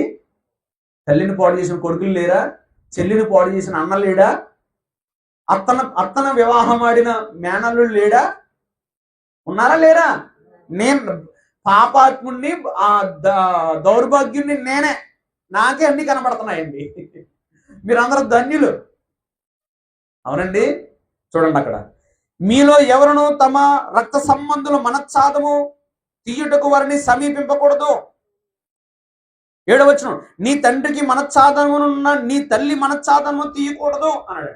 అంటే కొడుకులు తల్లి దగ్గరికి పోయి కొడుకులు ఉన్నారటండి. ఇది ఎప్పుడు చెప్పాడండి దేవుడు? ఆదికాలంలో చెప్పాడండి, ఇజ్రాయేలుతో చెప్పాడండి. అక్షరాలు ఇప్పుడు జరుగుతుందండి.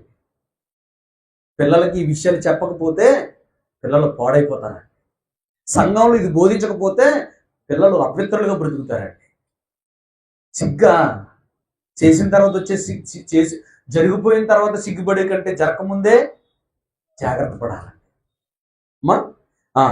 8వ వచనంలో, నీ తండ్రి భార్య మనచ్ఛాదనములు తీయకూడదు, అది నీ తండ్రిదే అన్నాడండి. ఇందాక నీ తల్లి అన్నాడు కదా, ఇప్పుడు మళ్ళీ నీ తండ్రి భార్య అన్నాడు ఏంటండి? తల్లి అంటేనేమో కన్న తల్లి, నీ భార్య నీ భార్య నీ తండ్రి భార్య అంటేనేమో ఉంచుకుంటారు కదండి. ఆ ఆ ఉపపత్ని దగ్గరికి కూడా కొడుకు వెళ్ళకూడదు, పోకూడదు. ఇల్లారండి, ఇల్లిన వాళ్ళు ఉన్నారండి. అమ్మా 9వ నీ సహోదరి మనత్సాధనమును అనగా నీ ఇంటిలో పుట్టినదేమి, వెలుపుల పుట్టినదేమి, నీ తండ్రి కుమార్తె అయినను నీ తల్లి కుమార్తె అయినను మనత్సాధనను తీయకూడదు అన్నాడండి. నీ ఇంటిలో పుట్టినదేమి, దావీదు కుమారుడైనటువంటి అబ్షలోము చెల్లితో పాపం చేశాడండి. ఈ సంగతులు యవనస్తులకు తెలియాలి, సంఘ బిడ్డలకు తెలియాలి. 10వ నీ కుమారుని కుమార్తె మనత్సాధనైనను కుమార్తె కుమార్తె మనత్సాధనైనను తీయకూడదు. ఏమండి, మనవరాలండి. కుమారుని కుమార్తె అంటే ఎవరండి? మనవరాలండి. ఏమండి, మనవరాలను పాడు చేసేది దేవుడు పెట్టాడు, దేవుడు రాయించాడండి. మనం నోరు మీద వేలేసుకున్నామంటే ఎప్పుడో చెప్పేశాడు దేవుడు దీని ఈ సంగతే. మనవరాలను పాడు చేసే దుర్మార్గులు ఉంటారు. ఇప్పటికీ కూడా ముసలోళ్ళు ఏమండి మనవరాలను పాడు చేసే పరిస్థితులు ఉన్నాయి. 11వ నీ తండ్రి వలన పుట్టిన నీ తండ్రి భార్య కుమార్తెని నీ సహోదరి ఆమె మనత్సాధనను తీయకూడదు. నీ తండ్రి సహోదరి మనత్సాధనను, ఎవరిని తండ్రి సహోదరి అంటే? మేనత్త అండి. మేనత్తని వివాహం ఆడిన వాళ్ళు ఉన్నారండి. ఎంత కొవ్వు పట్టెత్తి ఈ పనులు చేస్తారండి. 14వ నీ తండ్రి సహోదరుని మానచ్ఛాదనను తీయకూడదు అనగా అతని భార్యను సమీపింపకూడదు. ఎవరండి? నీ తండ్రి సహోదరుడి యొక్క భార్య, పిన్ని. ఆమె నీ పినతల్లి అన్నాడండి. ఆమె నీ పినతల్లి. ఎవరిని వరస వాయిల్ లేకుండా బతుకులేదండి ఇప్పుడు. అంటే మనం ఏం చదవట్లేదండి, ఈ అధ్యాయాన్ని ధ్యానించట్లేదండి. ఈ రోజున ఏం బోధింపబడతలేదండి. ఈ బేసిక్ థాట్స్ మనం పిల్లలకి నేర్పించలేకపోతే సిగ్గుపడ. పిల్లలకి ఏం తెలుసండి అంటారండి. పిల్లలకి ఏం తెలిసా అని అంటున్నారా? అన్ని ఆళ్ళకి తెలుసండి. అమ్మా 16వ నీ సహోదరుని భార్య మనచ్ఛాదనను తీయకూడదు, అది నీ సహోదరుని మానము. ఒక స్త్రీ మనచ్ఛాదనను ఆమె కుమార్తె మనచ్ఛాదనను తీయకూడదు, ఆమె కుమారుని కుమార్తె మనచ్ఛాదనను. ఇలాగ చెప్పుకుంటూ వచ్చి అక్కడ చివరిలో అది దుష్కామ ప్రవర్తన. Very good, thank you. దుష్కామ ప్రవర్తన.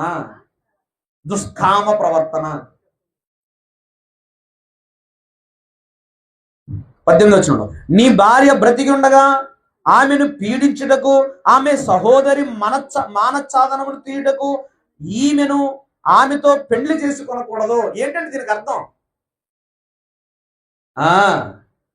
ఇప్పుడు నాకు భార్య ఉంది, భార్యకి చెల్లెలు ఉంది.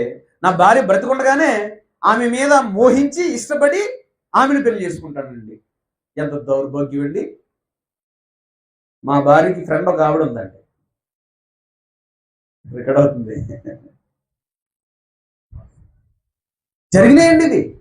జరిగాయండి. అక్క బతికుండగానే అక్క భర్తతో వివాహం అనే చెల్లి ఉందండి. ఎంత దారుణం అండి. జరుగుతున్నాయండి, ప్రజెంట్ జరుగుతున్నాయి, ఇంకా ఘోరాలు జరుగుతాయండి ఇవి బోధించకపోతే.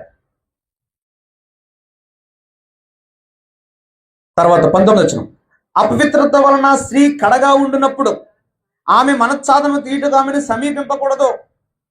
నీ పొరుగువాని భార్యందు నీ వీర్యస్ఖలనము చేసి ఆమె వలన అపవిత్రత కొల చేసుకోకూడదు.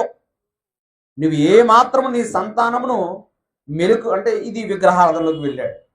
ఇలా చెప్పుకుంటూ ఏది అపవిత్రమో చెప్పాడండి. అంటే దేవుణ్ణి కలిసి జీవించడానికి పరిశుద్ధపరచబడిన వారు ఎలా జీవించాలో చెప్పాడండి. ఎలా జీవించాలంటే నువ్వు ఇదిగో ఈ అపవిత్రత జోలికి వెళ్లకుండా పరిశుద్ధంగా బ్రతుకో. టోటల్ గా దీని అంతటికి యేసు ప్రభు గారు ఏం చెప్పాడండి? దీని అంతటిని అణిచివేయడానికి, దీని అంతటిని ఖండించడానికి ఏం చెప్పాడండి? అమ్మా, నీవు మోహపు చూపు. ఏమంటే వ్యభిచారానికి గల కారణం ఎక్కడుందండి? మోహపు చూపు. అలాగా 18వ అధ్యాయాన్ని అపవిత్రమైన సంబంధాల గురించి మనం ఆలోచన చేశాం. 19వ అధ్యాయంలో పరిశుద్ధపరచబడిన వాడు పరిశుద్ధంగా బ్రతకాలని చెబుతూ ఒక మాట వాడారండి. 19వ అధ్యాయం 2వ వచనం, మీరు పరిశుద్ధులై ఉండవలెను, మీ దేవుడైన యెహోవాకు నేను పరిశుద్ధుడినై ఉన్నాను, మీలో ప్రతివాడు తన తల్లికి తన తండ్రికి భయపడేవాడును, నేను మీ దేవుడైన యెహోవాను అన్నాడు. అంటే మీరు విగ్రహాల జోలికి పోవద్దు, మాంత్రికుల దగ్గరికి పోవద్దు, ఏమండి జ్యోతిష్యాలు చెప్పుకోవద్దు, మంత్ర ప్రయోగాల దగ్గరికి మీరు వెళ్ళొద్దు, మీరు పరిశుద్ధంగా ఉండాలి అని 19వ అధ్యాయాన్ని బోధించాడండి. 20వ అధ్యాయంలో పరిశుద్ధంగా ఉండడానికి చాలా ఆజ్ఞలు చెప్పాడండి. 20వ అధ్యాయం అంతా కూడా పరిశుద్ధంగా ఉండడానికి వివిధమైన ఆజ్ఞలు చెప్పాడండి.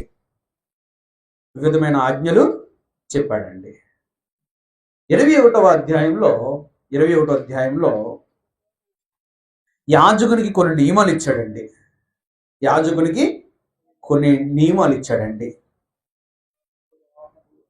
యాజకుని యొక్క వివాహాలు కానీ, అంటే అతడు చనిపోయిన ముట్టుకోకూడదని కానీ, ఇటువంటి చాలా విధులు ఇచ్చాడండి. 22వ అధ్యాయంలోకి వచ్చేసరికి ఆ యాజకుడు అర్పణ విషయంలో ఏ విధంగా అర్పించాలో, ఏం తినొచ్చో ఏం తినకూడదో అవి 22వ అధ్యాయంలో చెప్పుకొచ్చాడండి. 23వ అధ్యాయం వచ్చేసరికి నియామక కాలాలు ఉన్నాయండి. అంటే నియామక కాలాలు ఉన్నాయండి. అంటే విశ్రాంతి దినం విషయంలో కానీ, తర్వాత సునాద సంవత్సరం కానీ, లేకపోతే 6 సంవత్సరాలు పంట పండించిన తర్వాత 7వ సంవత్సరాన్ని విడిచిపెట్టేయాలి అని కొన్ని నియామక కాలాలు అక్కడ చెప్పుకొచ్చాడండి. 24వ అధ్యాయంలో యెహోవా నామాన్ని దూషిస్తే మరణశిక్ష అని చెప్పుకొచ్చాడండి. యెహోవా నామాన్ని దూషించే వారికి మరణశిక్ష అని చెప్పుకొచ్చాడండి. అంటే ఒక పరిశుద్ధుడు దేవుని దూషించడం ఏంటండి? పరిశుద్ధంగా బ్రతకాలని నిర్ణయం తీసుకున్నవాడు దేవుని దూషిస్తే ఇక పరిశుద్ధుడు ఎలా అవుతాడండి? ఎన్నో వచనం? 16వ వచనం, యెహోవా నామమును దూషించేవాడు మరణ శిక్ష నొందవలెను, రాళ్లతో కొట్టబడవలెను. ఇప్పుడు ఇంతకీ ఈ రాధా మనోహర్ దాసుని ఎన్నిసార్లు చంపేయాలో? కాల్చి చంపేయలేమండి. ఎంత దారుణంగా దూషిస్తున్నాడండి. యెహోవా నామమును దూషించేవాడు మరణశిక్ష విధించాలని చెప్పుకొచ్చాడండి. 25వ అధ్యాయంలో ఉందండి. అది ఏంటి? సునాద సంవత్సరం గురించి. అంటే సునాద సంవత్సరం అంటే ఏంటంటే 50 సంవత్సరాలు దాటిన తర్వాత, ఇప్పుడు నేను మీ దగ్గర మీకు నేను 10 లక్షలు అప్పిచ్చి మీ చేనుని తనఖా పెట్టుకున్నాను అనుకోండి. 50 సంవత్సరాలకి ఆ చేని నేను ఇచ్చేయాలన్నమాట. ఇంకా అప్పు ఇవ్వకపోయినా సరే వదిలేయాలన్నమాట. సునాద సంవత్సరం. ఎన్నో వచ్చినామా? 25వ అధ్యాయం 10. మీరు ఆ సంవత్సరం అనగా 50వ సంవత్సరము పరిశుద్ధపరిచి మీ దేశ వాసులందరికీ విడుదల కలిగినదని చాటింపవలను, అది మీకు సునాదముగా నుండును. అప్పుడు మీలో ప్రతివాడు తన స్వాస్యమును తిరిగి చాలండి. అయ్యి బాబు, ఇది ఇప్పుడు అమలైతే ఎంత బాగుంది కదండి. అమ్మా ఏమండి, పాపం సంవత్సరాలుగా వడ్డీలు కట్టుకొస్తున్న వాళ్ళు ఉన్నారండి. సంవత్సరాలుగా చేళ్ళు అప్పు తెచ్చుకుని వదిలేసుకున్న వాళ్ళు ఉన్నారండి. దేవుడు నియమం పెట్టాడండి, 50 సంవత్సరాలు నువ్వు అనుభవించుకో, కానీ 50 సంవత్సరం తర్వాత వదిలే, స్వేచ్ఛగా ఆడి స్వాస్థ్యానికి ఇచ్చేయి. ఎంత గొప్ప న్యాయవంతుడండి దేవుడు. మనం చేయగలిగితే అది ఎంతో గొప్ప. అంటే ఒక వ్యక్తి 50 సంవత్సరాల వరకు ఉన్నాడంటే ముసడైపోతాడు కదండి.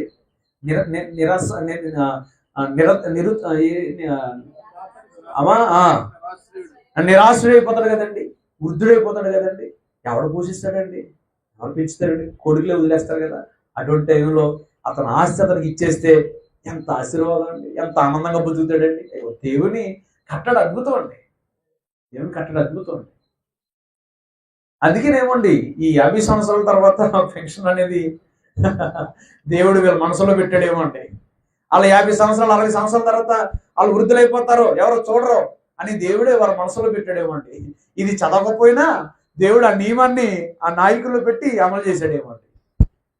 ఈ అప్పు విషయంలో కూడా జరిగితే ఎంతో అద్భుతంగా ఉంటుందేమో అండి. తర్వాత 26వ అధ్యాయంలో ఆశీర్వాదాలు చెప్పాడు, శాపాలు చెప్పాడండి.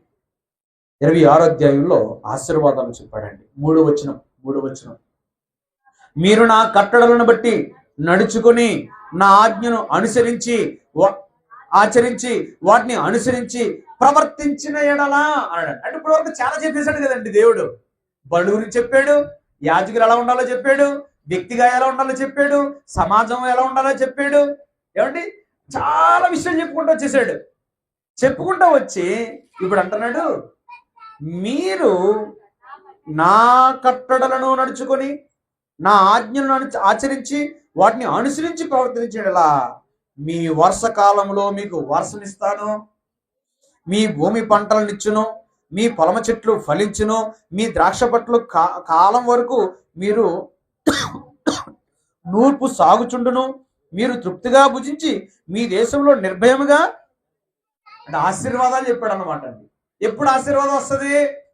ఆయన చెప్పిన మాట వింటే ఆశీర్వాదం వస్తుంది.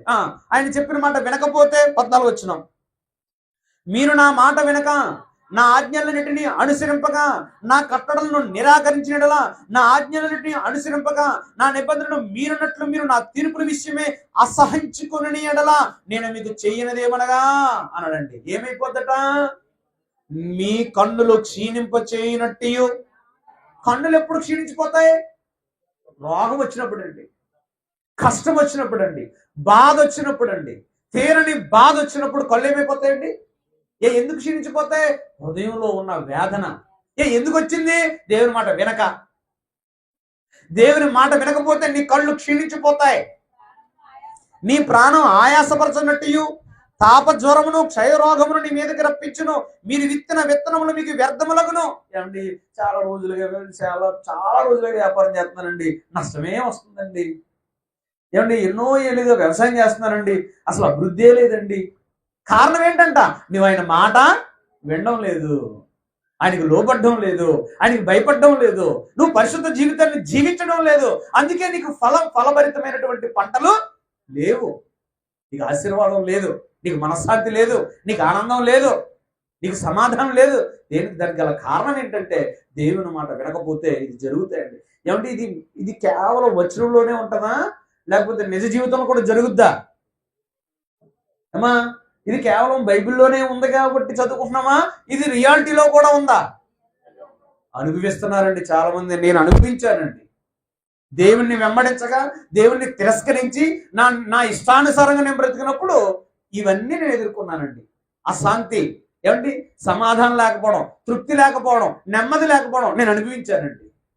ఈ రోజున అందరూ అనుభవిస్తారండి, కానీ ఎవరు గ్రహించరండి. దానికి గల కారణం నేను దేవుని దూరం ఉంటున్నానేమో, నేను దేవుని దగ్గరికి వెళ్తే నాకు సమాధానం వస్తుందేమో, నెమ్మది వస్తుందేమో, నన్ను దేవుడు దీవిస్తాడేమో, ఈ కష్టాల నుండి దూరం అవుతానేమో అని ఎవ్వరూ గ్రహించట్లేదండి.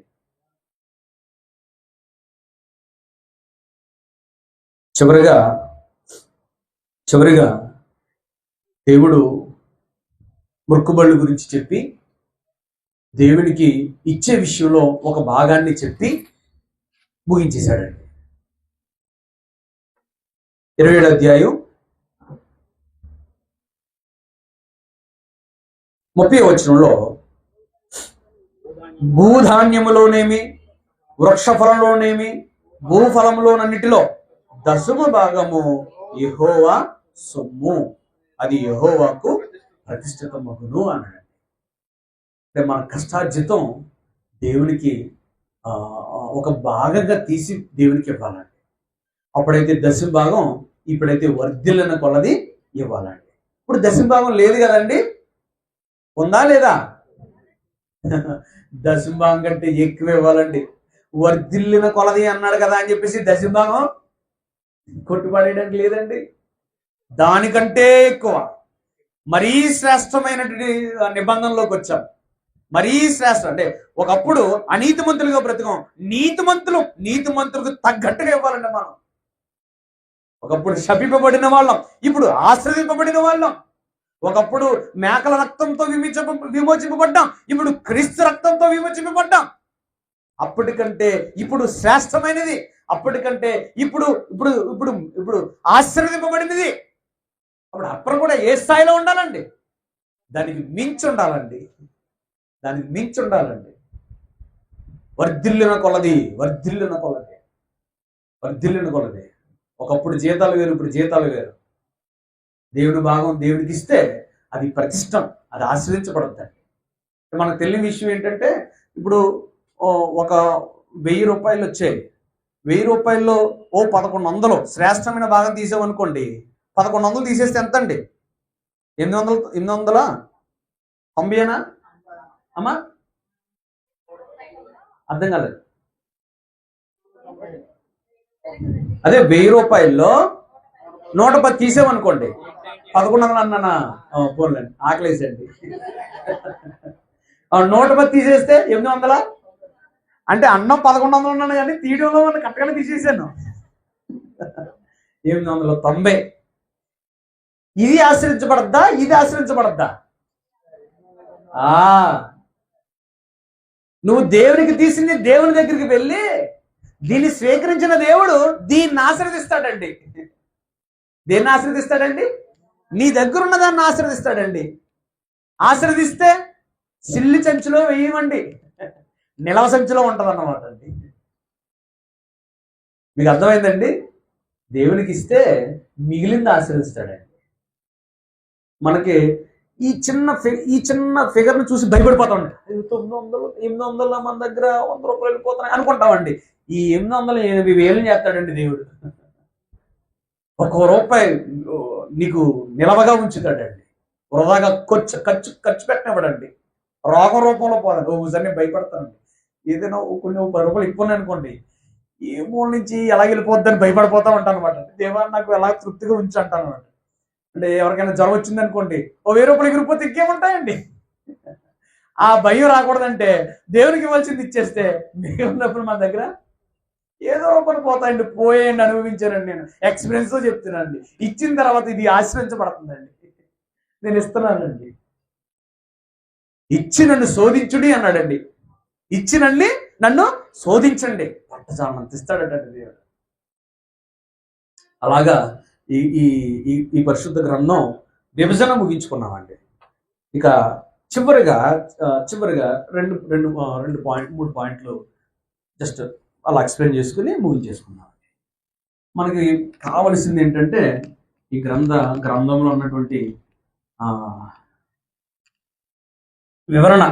విభజన, దేవుడు ఎందుకు ఈ గ్రంథాన్ని రాయించాడు, ఈ ఇందులో ఉన్న సంగతులు రాయించాడో తెలుసుకోవాలండి. విభజన అయిన తర్వాత క్రీస్తు ప్రత్యక్షత.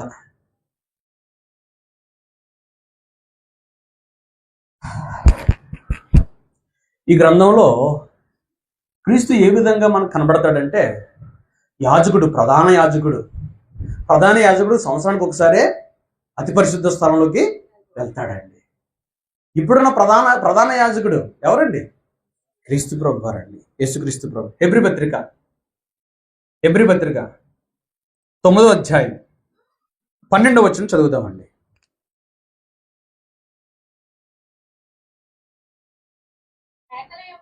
మేకల యొక్కయు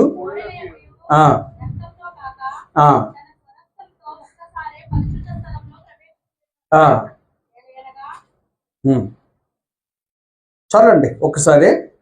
ఎవరండి ఆయన? యేసుప్రభు వారండి. ఇప్పటి ప్రధాన యాజకుడు మన క్రీస్తు ప్రభు వారండి. మనం అర్పించే ప్రతి అర్పణ ఆయన చేతిలో నుంచి దేవుని దగ్గరికి వెళ్తుందండి. ఈ పాయింట్ మొన్న ఒకసారి భీమవరం మీటింగ్కి వెళ్తే ఈ పాయింట్ చెప్పారండి. మనం అర్పించే అర్పణ అంటే ఇజ్రాయేలీలు ఎవరి చేతులు పెట్టేవారు? అర్పణ యాజకుడి చేతులు పెట్టేవారండి. యాజకుడు ఏం చేసేవాడు?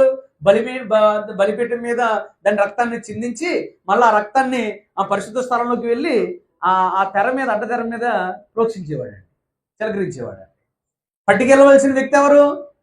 ప్రధాన యాజకుడు అనమాట. ఇప్పుడు మనం అర్పిస్తున్న అర్పణ ఎవరు పట్టుకెళ్తారనమాట? ఎవరి చేతిలో పెడతాం అనమాట అండి? క్రీస్తు ప్రభు వారి చేతి. అంటే మనం ఇచ్చే కానుక దేవుని చేతిలోకి వెళ్తుందని గ్రహించగలిగితే మనం ఎలా ఇవ్వగలుగుతామండి? మనం అనుకుంటాం ఒక సేవకుడి చేతిలో పెడుతున్నాం అనుకుంటామండి. ఒక సేవకుడి చేతిలో కాదు, క్రీస్తు చేతిలో పెడుతున్నాం. ఆయన మన యాజకుడు, మన అర్పణలు అర్పించేవాడు. అలా అనమాట అండి. క్రీస్తు ప్రత్యక్షత ఆనాటి మేకల రక్తం, గొర్రెల రక్తం అయితే క్రీస్తు రక్తాన్ని చిందించాడండి. అక్కడే ఆ 9-12 వచనంలోనే తన రక్తంతో ఒకేసారి ప్రవేశించాడు, ఒకేసారి పరిశుద్ధ స్థలంలోకి ప్రవేశించాడు. అంటే ఇక అన్ని మేకలు అక్కర్లేదు. అవి అవి ఆ మేకల రక్తం కంటే మరీ శ్రేష్టమైన రక్తాన్ని దేవుడు మన కొరకు చిందించాడు క్రీస్తు ప్రభు వారు. అలా అంటే తన రక్తం చేత మన పాపాలని కడిగి వేశాడు. హెబ్రీ పత్రిక 10వ అధ్యాయం 10వ వచనం నుంచి చదివితే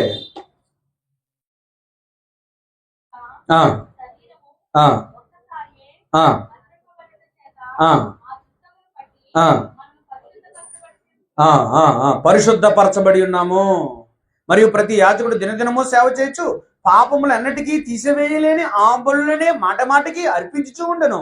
ఈయన అయితే పాపముల నిమిత్తం సదాకాలము నిలుచు ఒక్క బలిని అర్పించాడండి. క్రీస్తు ప్రత్యక్షత ఈ గ్రంథంలో మనకి కనబడద్దండి. మాటి మాటికి బలు అర్పించాడు యాజకుడు. ఇప్పుడు ఒకేసారి ఒకే బలి అర్పించాడు క్రీస్తు మన కొరకు. నిజమైన బలి, నిజమైన బలి. అలాగా పాప క్షమాపణ రక్తంతో మన పాపాలు కడిగివేశాడు. తర్వాత గ్రంథంలో ప్రత్యేకతలు ఏంటండి? గ్రంథంలో ఉన్న ప్రత్యేకత, గ్రంథంలో ఉన్న ప్రత్యేకత ఏంటండి? బలులండి. 5 బలులు, 5 బలులు అర్పించడం గ్రంథంలో ఉన్న ప్రత్యేకత కనబడద్దండి. వాళ్ళు అర్పించే విధానం, దేవుని ఎదురు తెచ్చే అర్పణలు అద్భుతంగా ఉంటాయండి. ఆ ప్రత్యేకత గ్రంథం యొక్క ప్రత్యేకత. అంటే ప్రత్యక్షత అయిపోయింది, ప్రత్యేకత. గ్రంథంలో క్రీస్తు ప్రత్యక్షత అనేది మనం చూసాము. ఇప్పుడు గ్రంథంలో ఉన్న ప్రత్యేకతలు ఏంటంటే బలులు, 5 బలులు ఉన్నాయి. అవి ప్రత్యేకతలు. ఇప్పుడు చివరి పాయింట్ ఏంటనంటే, ప్రస్తుత కాలానికి ఈ పుస్తకాన్ని అన్వయించుకుంటే, ప్రస్తుత కాలానికి అన్వయించుకునుట,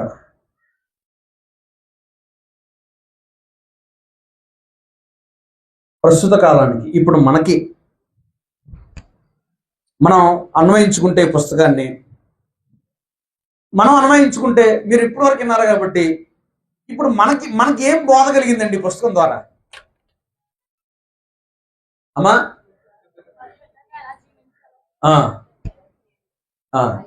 మనం ఎంత పరిశుద్ధంగా ఉండాలో, మనం ఎంత శ్రేష్టమైన అర్పణ అర్పించాలో ఆ పుస్తకం ద్వారా చాలా నేర్చుకొచ్చాడు.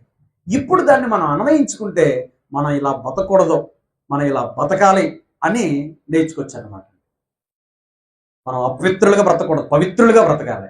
మన దేవుడు పరిశుద్ధుడు, మనం పరిశుద్ధంగా బ్రతకాలని నేర్చుకొచ్చారనమాట. మొదటి కొరింథీ పత్రిక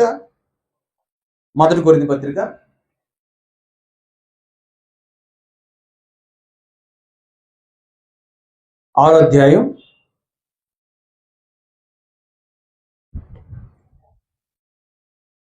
9వ వచనంలో, అన్యాయస్తులు దేవుని రాజ్యమునకు వారసులు కానేరని మీకు తెలీదా? మీరు అన్యాయం చేసేవారైతే మీరు మోసపోతున్నారు. ఎందులో మోసపోతున్నారంటే, మీరు జాగ్రత్తం చేసి మోసపోతున్నారు, మీరు విగ్రహారం చేసి మోసపోతున్నారు, మీరు వ్యభిచారులై మోసపోతున్నారు, మీరు ఆడంగితనం గలవారై, పురుష సంయోగులై, దొంగలై, లోబులై, త్రాగుబోతులై, దోషకులై, దోచుకుని వారై మీరు మోసపోతున్నారు. మీరు అలా ఉండొద్దు. మీరు మీరు ఇలా బ్రతికితే దేవుని రాజ్యానికి వారసులు కానేరరు. అంటే ఇలా ఇలా ఇలా ఇలా ఉండకుండా, అంటే దోచుకునే వారంగా, అన్యాయం చేసే వారంగా ఉండకుండా మనం పరిశుద్ధంగా బ్రతికితే పరలోక రాజ్యం చేరతామండి. వాళ్ళంత పరిశుద్ధంగా ఉండి దేవుని మహిమను చూడగలిగారండి. దేవుని మహిమను చూడగలిగారు. మనం ఇప్పుడు పరిశుద్ధంగా ఉండి పరలోకం చేరగలుగుతామండి. అది మన అన్వయించుకోవడం పుస్తకంలో. మొదటి పేతురు పత్రిక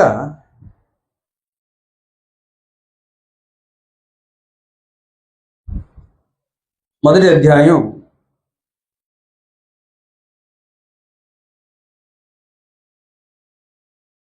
13వ వచనంలో, కాబట్టి మీ మనస్సును నడుము కట్టుకుని నిబ్బరమైన బుద్ధి గలవారై యేసుక్రీస్తు ప్రత్యక్షమైనప్పుడు మీకు తేబడు కృప విషయమై సంపూర్ణ నిరీక్షణ కలిగి ఉండుడి. నేను పరిశుద్ధుడై ఉన్నాను కనుక మీరును పరిశుద్ధులై ఉండుడని వ్రాయబడి ఉన్నది. కాగా మీరు విధేయులకు పిల్లలై మీ పూర్వపు అజ్ఞాన దశలో మీకుండిన ఆశను అనుసరించి ప్రవర్తింపగా మిమ్మల్ని పిలిచిన వాడు పరిశుద్ధుడైన ప్రకారం మీరును సమస్త ప్రవర్తన యందు పరిశుద్ధులై ఉండుడి. ఈనాడు ఆ పుస్తకాన్ని మనం అన్వయించుకుంటే దేవుడు ఎంత పరిశుద్ధంగా ఉన్నాడో ఈనాడు మనం అంతే పరిశుద్ధంగా ఉండాలని మనం నేర్చుకోవాలన్నమాట. మనం క్రీస్తు ప్రత్యక్షతను చూడబోతున్నాం, క్రీస్తు రాకడని చూడబోతున్నాం. ఆయన మన కొరకు బహుమతి తీసుకొస్తాడు. ఆయన యుద్ధ నుండి మనం మహిమ పొందాలి, మెప్పు పొందాలి, ఘనత పొందాలి. ఆయన వచ్చేసరికి మనం చాలా జాగ్రత్తగా ఉండాలి, నిబ్బరమైన బుద్ధి గలవారమై ఉండాలి. అది మనం నేర్చుకోవాలండి. అది నేర్చుకుని మనం పరిశుద్ధంగా బ్రతకగలిగితే దేవుడు మనల్ని ఆశీర్వదిస్తాడండి. తన పిల్లలుగా హక్కుని చేర్చుకుంటాడండి. ఆయన మనల్ని హత్తుకుంటాడండి. మనం అంత పరిశుద్ధంగా బ్రతకాలని ఈ పుస్తకం మనకి ధీటుగా నేర్పిస్తుందండి. మరి ఇంత జాగ్రత్తగా విన్న మీ అందరికి కూడా హృదయపూర్వక వందనాలండి. ఓటు గుర్తు చేయమన్నాను, గుర్తు చేయలేదండి. లేవీలండి. ఏమిటి లేవీలు ఈ క్రమాన్ని జరిగించారు, లేవీలు ఈ అర్పణలు అర్పించారు. అసలు లేవీలనే ఎందుకు ఎన్నుకున్నాడండి? మీకు తెలుసు, చెప్పగలరు. లేవీలనే ఎందుకున్నాడండి? 12 మంది కుమారులు ఉన్నారు యాకోబుకి. 12 మంది కుమారుల్లో లేవీయ గోత్రాన్ని లేకపోతే లేవీలనే ఎందుకు ఎన్నుకున్నాడు అండి?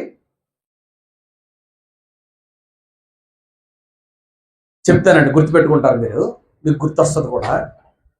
ఒకరోజు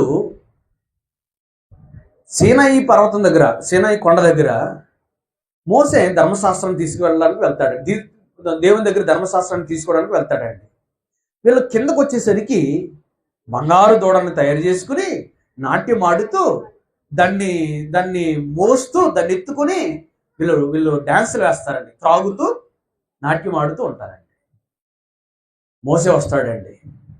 మోసే వచ్చి పలకలు నేల వేసుకుంటే వాళ్ళని దూషించి వాళ్ళని తిట్టి, ఎవరు యెహోవా పక్షంలో ఉన్నారో వాళ్ళని వచ్చి వీళ్ళని సంహరించండి అంటాడండి. అప్పుడు లేవి వచ్చి వాళ్ళందరినీ చంపేస్తారు. లేవి సంతానం, లేవి గోత్రపు వారు అందరూ వచ్చి డ్యాన్స్ చేసిన అందరినీ చంపేస్తారండి. ఆ లేవి గోత్రపు వారు వాళ్ళందరినీ సంహరిస్తారండి. 3000 మంది చచ్చిపోతారండి. 3000 మందిని చంపుతారండి ఈ లేవి గోత్రంలో, లేవి గోత్రికులు. ఇప్పుడు దేవుడు వారిని స్వీకరిస్తాడండి, వారిని అంగీకరిస్తాడండి, వారిని చేర్చుకుంటాడండి. పరిశుద్ధతను కాపాడిన వారు, అపవిత్రతని సంహరించిన వారు, అపవిత్రతని వారు వారు వారు ద్వేషించిన వారు. ఇప్పుడు లేవి గోత్రికులు వారిని సంహరించారంటే ఆ లేవి గోత్రంలో గోత్రికులు వారితో పాటు డాన్స్ చేశారా? డాన్స్ చేసినోడు మళ్ళీ డాన్స్ చేసినోడు ఎలా చెప్తాడండి? అంటే వాళ్ళు ప్రత్యేకంగా ఉన్నారన్నమాట. అందుకు వాళ్ళు కోపం వచ్చిందన్నమాట. యెహోవా పక్షంలో ఉన్నవాడు వచ్చి వీళ్ళని సంహరించండి అన్నాడంటే వీళ్ళకి పౌరుషం వచ్చిందన్నమాట. పౌరుషంతో వీళ్ళు ఒక్కొక్కరిని చంపితే 3000 మంది చచ్చిపోయారు. ఇప్పుడు దేవుడు వారిని నా యాజకులుగా, నా మందిరపు పని చేసేవారిగా దేవుడు ఎన్నుకున్నాడండి. ఆ వచనం చదువుతామంటే బాగుంటది, చదువుకుని ముగించేసుకుందాం.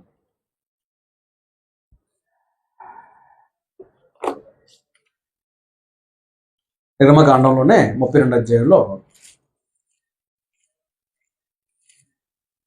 నిర్గమకాండం 32వ అధ్యాయంలో